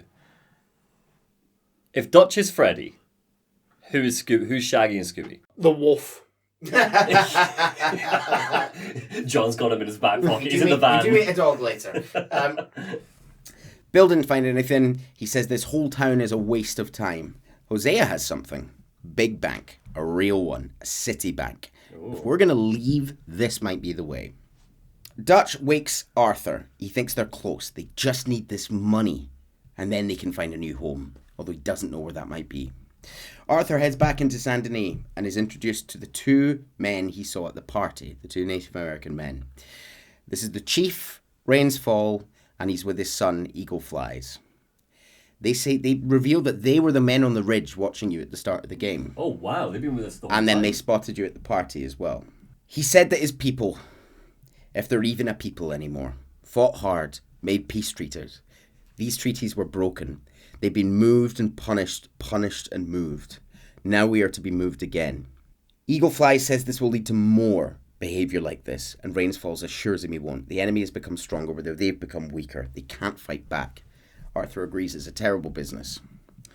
The rumour is that our old friend Leviticus Cornwall has made a deal with the government to move the native people off their land to dig for oil in the area. This is the guy with the train right at the beginning, and he came up with Valentine. Okay. They ask Arthur to steal papers linking Cornwall to this decision, as they can't be seen to. Arthur says he's sorry, but he's not a do-gooder. They say they'll pay him handsomely. He says how much. Eagle Flies, the son, says they're all the same, these mercenaries. Arthur agrees. All I can think with this whole, like, high society, city booming, industrialization, is this is the prequel. How are there cowboys in the other Red Dead games if this is already seemingly the end of the age of cowboys? Oh, yeah. What a great question. Arthur, over the next few weeks, does a number of things around Saint Denis. With Trelawney's help, they attend a riverboat casino. Well, Trelawney's here now. Yeah, he always pops up. Oh, okay. Always there when you need him. He robs, they rob this man, and they rob the safe, they escape the boat, it's a whole thing. Oh, I thought they'd learned a lesson about boats. There were boats. You can also play, very good point, you can play poker in this. It's a decent poker sim. I enjoy poker. I will sometimes sit for an hour and play poker in Red Dead Redemption. Not one of my prouder things to admit. Back at camp, Best girl, Sadie Adler, and Arthur And her one outfit. have she gets another one later. It's a good outfit. They have another chat. She's teasing him for being part of high society. Going sort of la-dee-da. Oh, we got a Tory over here. Arthur says that if Bill can do it, anyone can. She wants him to take her robbing. Dutch calls Arthur upstairs and they speak on the balcony of the mansion. Sadie just really wants to rob a guy. Just wants to mug someone. They're planning the robbery of the tram station. Now, I'm not sure I covered this. Bronte said to you, "You're guests in my city. I give you permission to rob the tram station. There's always loads of money there. You're my guests. You're my guests. You can do that with my blessing." That sounds suspicious. Arthur suggests that they take Lenny because he doesn't want Micah there. Lenny! Standing on the balcony, the boys look out, and Dutch says, "What is that?" Horrible score swells up. A horse rides into camp. There's a figure on the horse, tied in place. It's a headless corpse holding its own head. Oh. The rider moves closer, and Molly screams. It's Kieran, Oh, Patchy. the former O'Driscoll boy who they took back in Valentine. His eyes are cut out. It's horrible. That's okay. That's okay. Wait, hold on. Hold on. Who would you be worried is on the horse? Lenny. We like Lenny. Okay, cool. The O'Driscolls storm the house. I like he's got a favourite. That's all I'm saying. Yeah, good. Which I think is even funnier because I feel like Lenny's barely popped up in this game. They all He have just left an impression on me. They all have side quests that I've skipped over because you kind of have to. I think you've got a solid. At this point, we've met every member of the gang, really, haven't we? Yeah. The O'Driscolls storm the house. This is their warning they've sent ahead. We see John grabbing Jack and taking him side.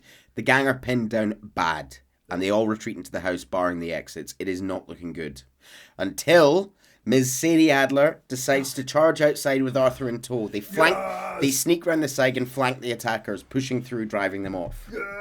Sadie's the best. Sadie and John to the rescue. As they regroup victorious, Arthur talks about Colm to Dutch. He says, that man can really hate. Dutch says, so can I, Arthur. So can I. Dutch is convinced they can still make a load of money ASAP and split. He has a plan. He tells Arthur to meet him near the trolley station. Sorry, Chase. Dutch has a plan, and I would like you to drink for that. I don't know if you need the excuse. Chin. I won't clink it. New drinking rule. Every time there's a plan. Arthur meets Dutch and Lenny at the trolley station. The trolleys are just the trams for anyone in Scotland. Dutch wants to buy a boat. He wants to go somewhere like Tahiti. Arthur says he doesn't know where that is. Dutch says we can start a new life there, an untouched paradise. Arthur says, who lives there? And Dutch says, Tahitians, I guess. White beaches, palm trees, and some Tahitians, I guess. Yeah. The gang rob the station. There is nothing there. No money. Like money in the registers, that's it. There is nothing there.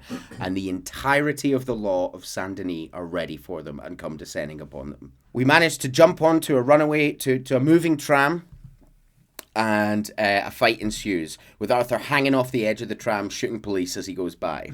Sorry, have any of us we've all been on a tram before, right? Yeah. That is a slow-ass moving car. Yeah. Why have they not stopped the trolley? Well, they're in control of it. It's just the three of them on it now.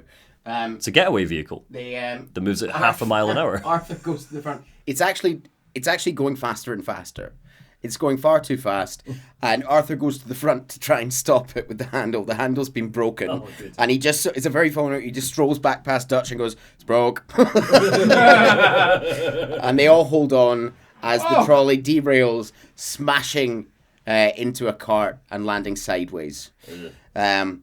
Dutch smacks his head on the floor. They barely manage to grab some horses and get out. Outside of Saint Denis, Dutch says he knows Bronte set him up. He must have done. That's why there was so many law there and there was nothing there. We just need money. Dutch is not feeling good. As I said, he hit his head and he's feeling a bit sick. Lenny takes him back to camp. Lenny says, we can't win them all. Arthur hands out their money. It's like $10 each they get from this. It's like, yeah.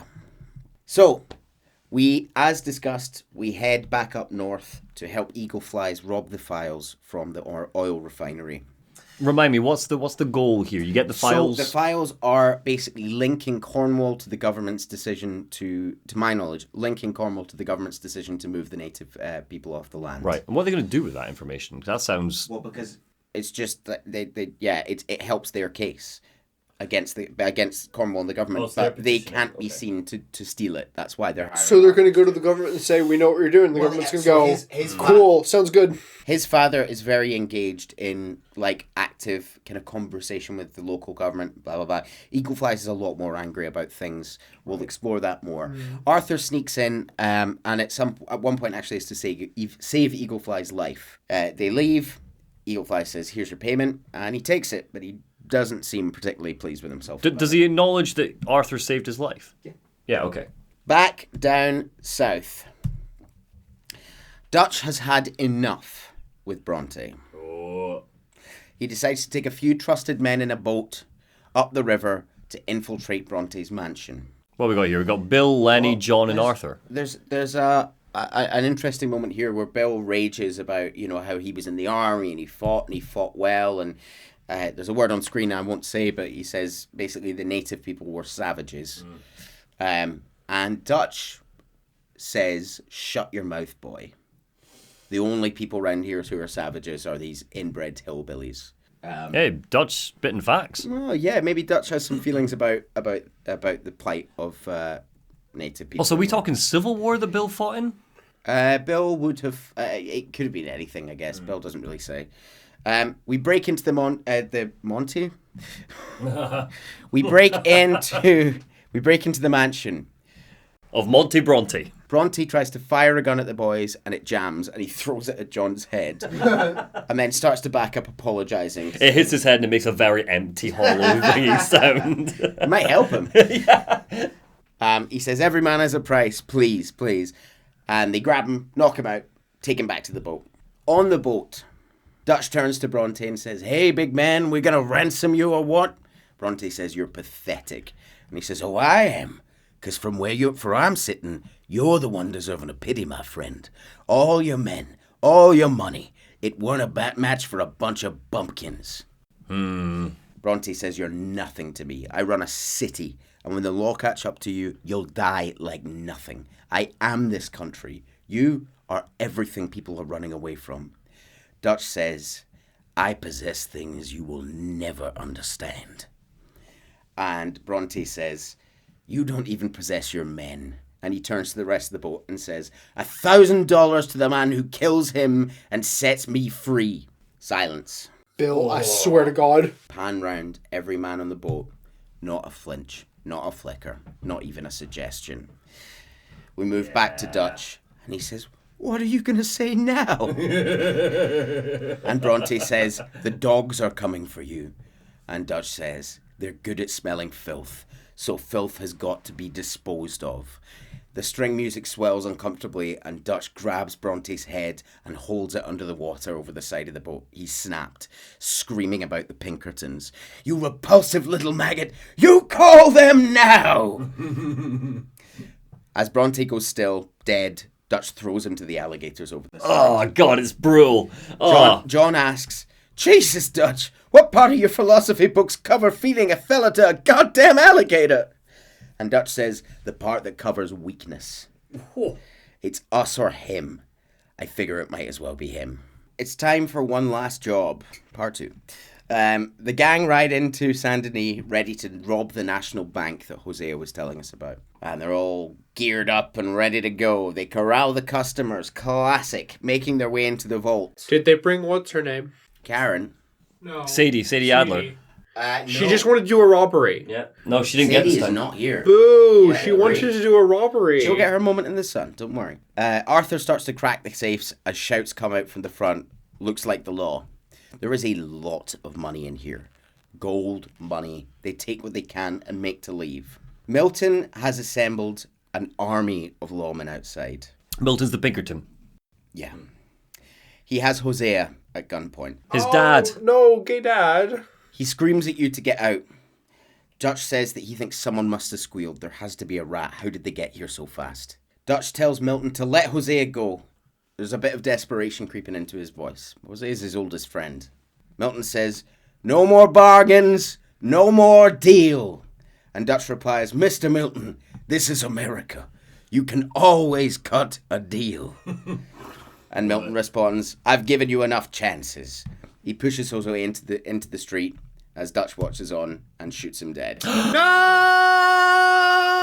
And Milton responds, there's your deal, Dutch. Oh, he's such a bastard. Oh, God, I hate him. The camera pulls in on Dutch's face as he realizes his oldest and best friend is dead. The place explodes around them as the Pinkertons open fire, glass and bullets flying through the air around us. Arthur manages to find his way onto the roof of a neighbouring building and leads the gang up. Dutch tells him that John has been arrested. There was nothing he could do. Arthur suggests that he and Lenny try and find a way across the rooftops. Men are still all over the street shooting up at us. So, Lenny and Arthur, Assassin's Creed their way off a couple of rooftops over the next building, Lenny in front. As Arthur watches helplessly, two Pinkertons emerge and shoot Lenny dead. No! Arthur kills the hell out of them. Yes, absolutely. Shoot them again, shoot them 3 times, and then shoot them until your chamber's empty. Wait, so hold on. John arrested, Hosea dead, Lenny dead. Sean dead. John dead. Sean dead earlier, yeah. I don't know. We've now lost 4 gang members, but 3 of them were during this. Dutch, upon learning Lenny has died as well, screams. Oh God, no. They have to leave his body as they flee. The gang manage to find an abandoned building to cower in. They can't go back to camp now as they'll be followed.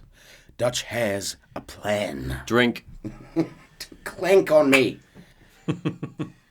They wait till night, sneak onto the docks, and they're going to get on a boat until things calm down in a few weeks. On boats. Arthur, Every time that you get on a we've boat. never seen it go bad in a boat. It's only once it's gone bad in a boat. Once, We weren't there way for back that. when. Way back when. And this will be fine on this boat.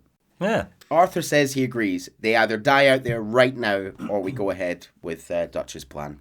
Night falls and Micah, Bill, Arthur, Javier and Dutch stow away on a large ship leaving the docks. Why are we leaving all the worst gang members alive? They might not know where they're heading, but they're alive, with pockets stuffed with gold. Going to Tahiti. Yeah. Arthur asks, is this boat by any chance heading to Tahiti? Who knows? Dutch sweet talks the captain, a New Englander from the Cape, a good man. He pays him off, ensuring they can stay safely on board. It's great, actually, the scene. Dutch sees a crew member walking past and goes, "Hello, sir, we're stowaways. Can I speak to the captain?" And he finds out the ship is headed to Cuba for a few days. It's going to dock off, drop up some stuff. They can stay there for a couple of weeks and get a boat back. Fab. The boys are standing at the side of the boat talking when Micah interrupts. "I ain't a sailor. That cloud looked like good news to you." Cut to later that night. The biggest storm you've ever seen battering the boat. The boat is on fire. It's sinking. Arthur manages to fight his way up onto deck, and it's not very clear from this that blackness is the sea, and he sees that the other three have managed to make it onto a raft, thinking that he was dead. And they're screaming. They now see him, and they're screaming back up after him, "Arthur!" And they disappear into the distance of the ocean. Arthur takes his chances and jumps into the sea. Well, If this was a former, I've written here, if this was another Rockstar game, we'd be dead at this point as soon as we touch the water. Arthur wakes up on a beach, coughing his lungs up very badly. He stumbles to his feet and looks around his strange and new tropical surroundings. The searing sunlight burning the skin on his face and bare feet. New music plays as Arthur stumbles towards the next beach, and we fade out to sea. Chapter 5, Guarma. And he goes, "Is this Tahiti?" Chapter 5, Grandma. I saw the title of this on the script earlier, and I just thought it said did Grandma. It's the writing again, it's the handwriting. Yeah. Arthur staggers round the beach until he sees smoke from a fire. It's Dutch, Micah, Bill, and Javier. Yay! So they all made it? They're all safe? They all made it. Dutch, very Micah, Bill, Javier. Okay. Yeah, well, they were on a raft, to be fair. And they just happened to all wash up in the same place. Well, they must have been close, I guess. Dutch, Javier, and two. Oh, I thought you would comment right away at Dutch's appearance. I mean, he's gone all droopy and waterlogged. Bit rough around the edges, but how Yeah. long's it been? I don't know, a day, I guess. I mean, look, chuck you into the ocean and see how you step I'm out. not gonna lie, chuck some seal on him. He's kind of looking like a pirate right there. He does. Oh, no, sorry, is that what you're leading to? no, Yes, no, absolutely. that's a very good point. Pirates, baby. Let's find some buried treasure. Dutch says it's a miracle that Arthur's alive. You can see their skin's all burnt and cracked, and it's not fun. Fun fact, so did you know, everybody knows commonly that amongst pirates there were many women captains, but did you know that typically aboard the voyages there, it was the idea that many women captains pretended to be men. No, their crews knew, straight up knew. They didn't hide it from the men. They only hid it from the authorities. So generally amongst the pirate community, just hat off, hair down. I'm a lady, lads. Don't worry about it. And all the pirates went, sure, chin chin, no worries. Anyway, Dutch says it's a miracle. He says they're on a sugar plantation island named Guarma. Arthur asks him if it's near Tahiti. He says he guesses it's on the way. Arthur says, what next? And suddenly, the gang are surrounded by local soldiers. And he says, well, I guess next we're all going to get shot. Now, important. Chapter 5 is the shortest chapter in the game, and it's also the chapter I'm mostly going to skip over. Fair. It's not awful. Listen, like Cowboys in a Caribbean island, that's a fun concept. They do some cool stuff. It's just the weakest chapter. And as I said, this is the longest script we've done, and I'm conscious of that. Upon arrival to Guarma, the gang discovers the island is in the midst of revolution. The local population is oppressed by a brutal sugar plantation owner called Colonel Fusar, who's supported by a powerful military presence. Fusar was also one of the guests at the mayor's house that I didn't point out. Oh, that's fun. Okay. The gang becomes involved with the conflict and aligns themselves with a group of local rebels fighting against Fusar's tyranny. Needless to say, Cornwall has money tied up in the plantation business here, it does. and by extension, repression of the local people. Where doesn't it? Yes, because oppression is always profitable. It's a vicious fight for freedom, and Arthur is pushed to his limits and forced to think about his place in the gang. And Dutch is kind of going more and more angry with every moment. He's angry with the world, he's angry with the situation, and he starts to tell Arthur that he's being a doubter. You're doubting my plans, you're always questioning me. He's always got a plan. Now, for me, the most key moment in Guarma happens here. At one point, Dutch has found an old lady to be a guide into an enemy camp. She's going to lead them through a series of caves and up a ladder. She is quite creepy. Just a woman. The gold is gone. The gold they stole from the bank is at the bottom of the ocean, bar a couple of little bits they have on them. Cool. So, the old woman is paid in gold as she leads them through the caves and up to the secret entrance to the camp. She's talking to herself, and when they get to the ladder, she attempts to extort more money out of them, as in sort of, I need a little bit more just to get this bit. Dutch snaps. Dutch strangles the woman, bashing her head against the ladder until she's dead. I don't And like throws her to the Dutch floor. anymore. Arthur's in disbelief. He says, "What was that?" And Dutch says it was a horrible old crone. Dutch then tells Arthur that he understands a bit Spanish, and he could hear the woman talking about how she was going to betray them. He was doing it to help them survive, whatever it takes. I don't believe he speaks Spanish. Moments later, Dutch slips up and reveals that he doesn't actually speak Spanish. Arthur questions this, and he says, "Yeah, but I can read people. I know people. I knew what she was going to do." It's part of his plan. He's been great at that so far. Every person he's come across, he's very much understood the situation, the scenario. Like Bronte, when they walked into his office, into his mansion, he was like, "This is how to play this, lads." What I'm hearing Correct from the get-go. is that he's a great confidence man. Well, maybe. No, he's a that's great theory. leader. And you sound like a fucking doubter. That's what you sound like. I like that theory, Chase. Arthur replies, "Maybe it's just that we've all gone rotten," Oh, which I really like. The boys finally, skipping over to the end of this bit, the boys finally managed to help the local rebels fight off the advancing Spanish fleet, earning themselves a ride on a ship back to the old US of A. USA. On the ship, Micah wants to go back to Blackwater to pick up the money. Dutch says it's not yet time. Arthur says their luck has turned and isn't turning back. Dutch says, "I haven't even played my hand yet. They just need money and a plan." Drink. Javier says it's not sure what he signed up for, all this crazy stuff. Dutch says he won't apologise for what he had to do for the group. It's who he is. Does anyone disagree? There's a long pause and nobody replies. Dutch walks away. Fade in on Arthur. By the way, we've skipped over about 4 hours of gameplay there. Yes, fantastic. Fade in on Arthur arriving back on the mainland at the Van Horn trading post. As he steps off the boat, he has to stop with a coughing fit. He's been coughing badly. He's pretty beat up. He heads back to Shady Bell to see if the gang are still there, but the place is understandably abandoned. He finds a coded letter written by Sadie. "I do so hope you enjoyed your vacation. Lucky you, leaving like that. And you always suggested you were too old for travel.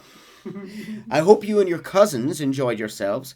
Me and your grandnieces have decided to take a trip of our own as this place has become so dreary and godforsaken in your absence. We've gone to visit relatives from my daddy's side. You are not yet acquainted with them. In Laquais, a small village just north of Saint Denis." Arthur rides to Laquais, a small collection of buildings in a swamp. He's greeted by the gang, who are overjoyed to see him alive. Hey. Uncle is sleeping. Oh, okay. I can't wait. Sorry, just in the absolute chaos that has just happened of like dead gang members, John arrested, cast away to bloody Guarma. Uncle has somehow survived all of this. Oh yeah, he's a parasite. It's because he's the strongest one. Yeah. You know, that guy seen some shit. He was. What was he saying to Arthur? soldier. He was a lad back in the day. You know. Yeah. Sadie has been leading the group while the boys were away. Oh, legend. She's the one who got them safely away after the disaster in Saint Denis. She and Charles managed to drive away the bandits that were inhabiting Laquais, ensuring they were all safe. She should replace Dutch. She tells you John is indeed in prison on the prison island of Sisika. Next to arrive is Dutch. The pirate. He's looking. He's looking very pirate. He's looking a little. He's in his pirate. pirate era. Yeah, the gang are Pirate as hell. are still delighted to see him. Last to arrive, Mike is already here, by the way. Last to arrive is Bill, who's saying, "I've been looking around all day. I asked everyone I could find where you were." And they all tell him to shut up and sit down after he tells Sadie to go and get him a drink. Ugh. Sadie doesn't get him a drink. Sadie tells him to fuck off. Yeah, good. Yeah, absolutely. Yeah. So, a few moments later, they're all chilling. Who turns up outside? 5 minutes. Pinky after they arrive. boys. You called it before we even pushed the thing. Yeah, absolutely. Of course they are. With their Gatling gun? Yeah. What? Oh, no. Yeah, absolutely, Chase. By this point, these existed, as did howitzer guns. Oh, I do know that they did. I'm just surprised that a detective agency... Oh, no, these are like FBI. Or So, They're just the scum of the earth. Milton says, we'll give him to the count of 5 to come out. And then he turns to Ross and says, forget the count, just open fire. Oh, dear. The building around them explodes. I mean, it's like proper, like the last scene in Breaking Bad. Like, it's just mowing through the building. They all drop to the floor. They crawl out. Once again, Sadie and John save the day. They flank the others. They manage to get... Sadie and Arthur. They manage to get Arthur up on the Gatling gun. He chases off the Pinkertons. But when he dismounts, he almost collapses. He's coughing again, and he's not doing good. Dutch says that it's not time to go and rescue John yet. It doesn't form part of his plan right now. And they say, but they're talking about hanging him. He's like, I know, I won't let that happen, but like, it's not time yet. I'm sorry. Who said that? Dutch. Did he say plan? Oh, I missed that. Sorry, drink. He said it wasn't part of his plan. Oh, but very good, very good. He still got it. Arthur finds Dutch outside. He's talking about he hasn't played his hand. He's got one more chess move to go. I'm sitting here contemplating the movements of the sun. Okay. He rants about the depressing millionaire of Leviticus Cornwall. So Red Dead 2, I don't remember Leviticus Cornwall, and he's popped up so much in this. He's definitely a main antagonist. Oh, I agree. It sounds like it. Clearly, I've just erased him from my memory. You know who I'm wondering about that we have not seen in a while? Fucking O'Donnelly, and who's just been... O'Driscoll? Sure. Who's just done nothing and sat in the background? They're so... Yeah. So... So much game. Like, I feel like Leviticus is meant to be our big bad of the game, but I honestly can't tell. Arthur heads back to Saint Denis. Cool. This is a side thing, but I'm going to cover it because I think it's really important. Arthur finds a brother, a religious brother, in a sort of habit outside of the sort of very poor part of town, the sort of slums of Saint Denis. He asks him for a donation. Arthur gives it to him, and he says, "Oh, you're a good man." And Arthur goes, "No, I'm not a good man. I'm Betty." And he tells Arthur that he thinks there are some undocumented immigrants who are being enslaved in a basement nearby. Oh.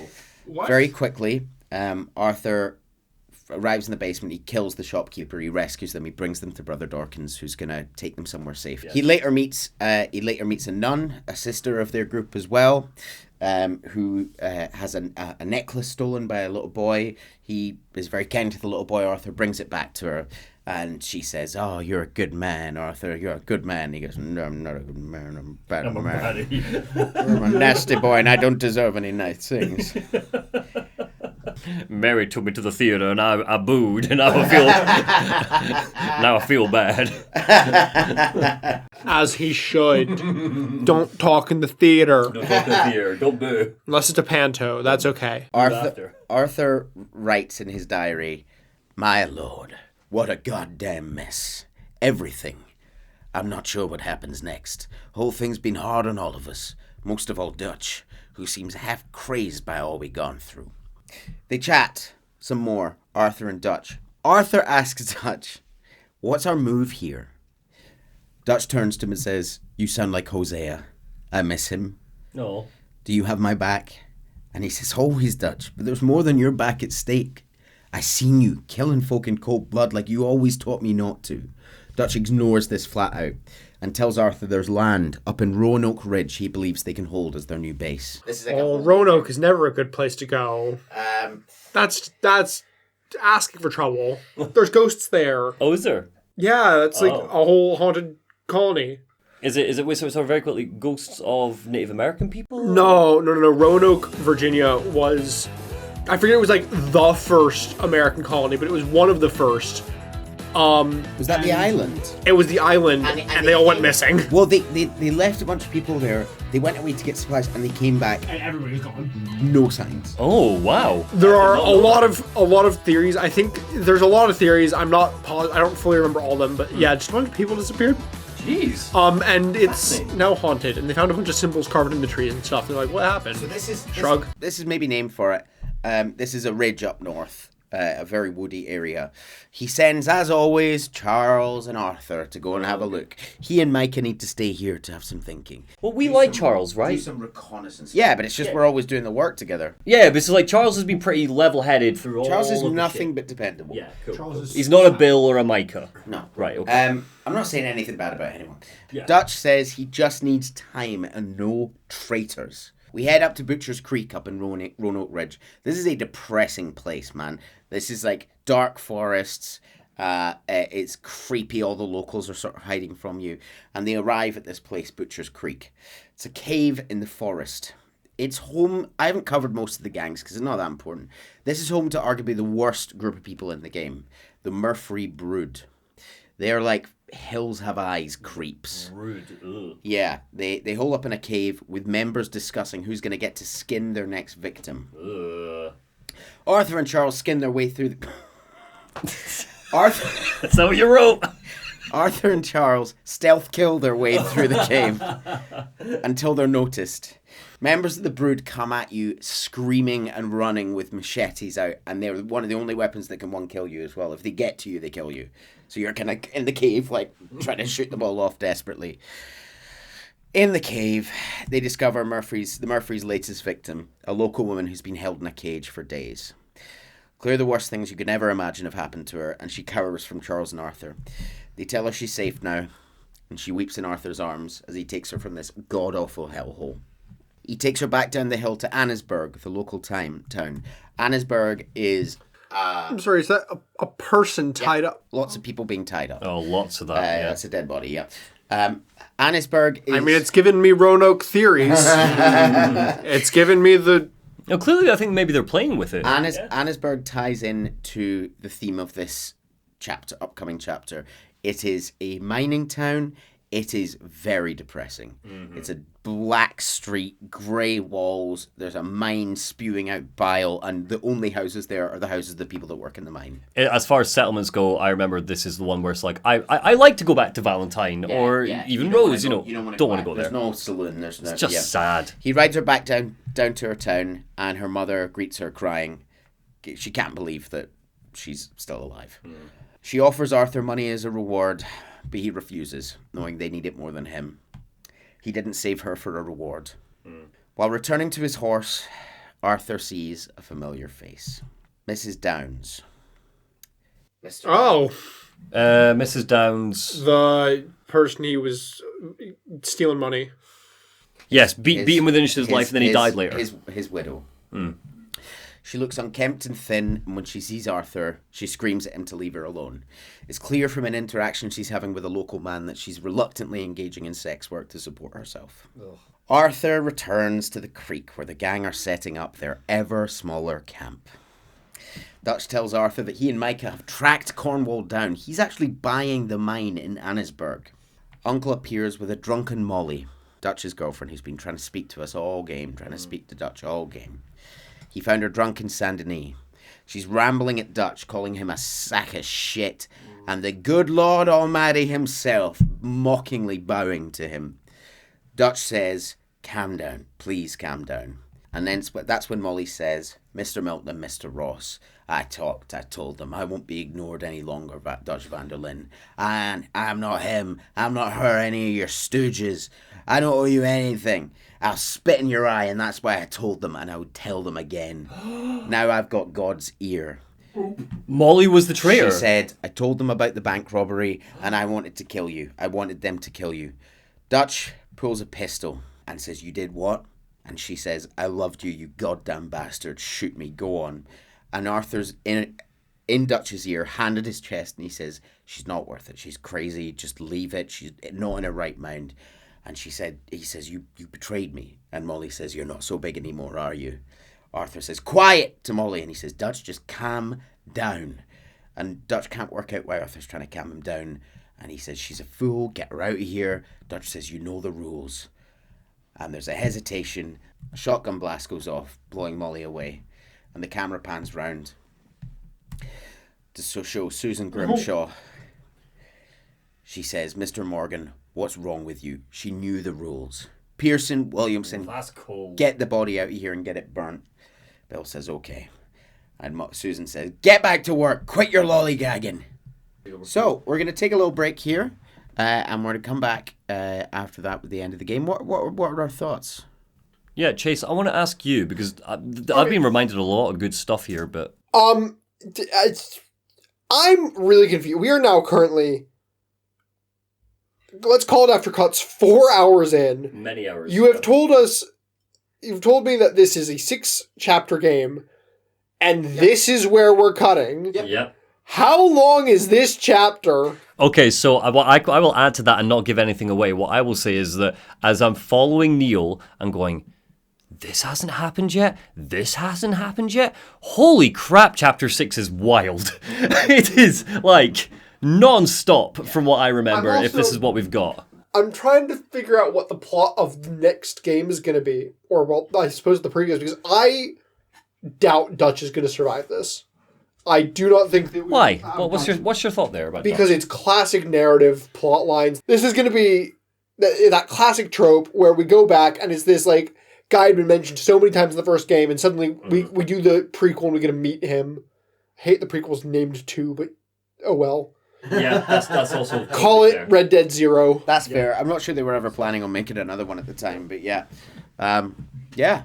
Yeah, no, I have no thoughts. I love this game. I've had a lot of lovely reminders going through this of like, oh, this character's great and this bit's great. And This like, is what happens when you ask me to take the chair. You get something a lot more depressing. Yeah, okay, so thank you, Neil. We're going to finish up here. Yeah, we did not plan for this to be a two-parter, but this game is a Ulyssean epic. It is humongous. So we're just going to call it a two-parter, and in the pinned comment will be a little announcement of when to expect the next episode. It's not going to be a month from now. That's my promise. But yeah, so we will see you in the next one, and have a lovely day. Bye! Bye-bye! Love you.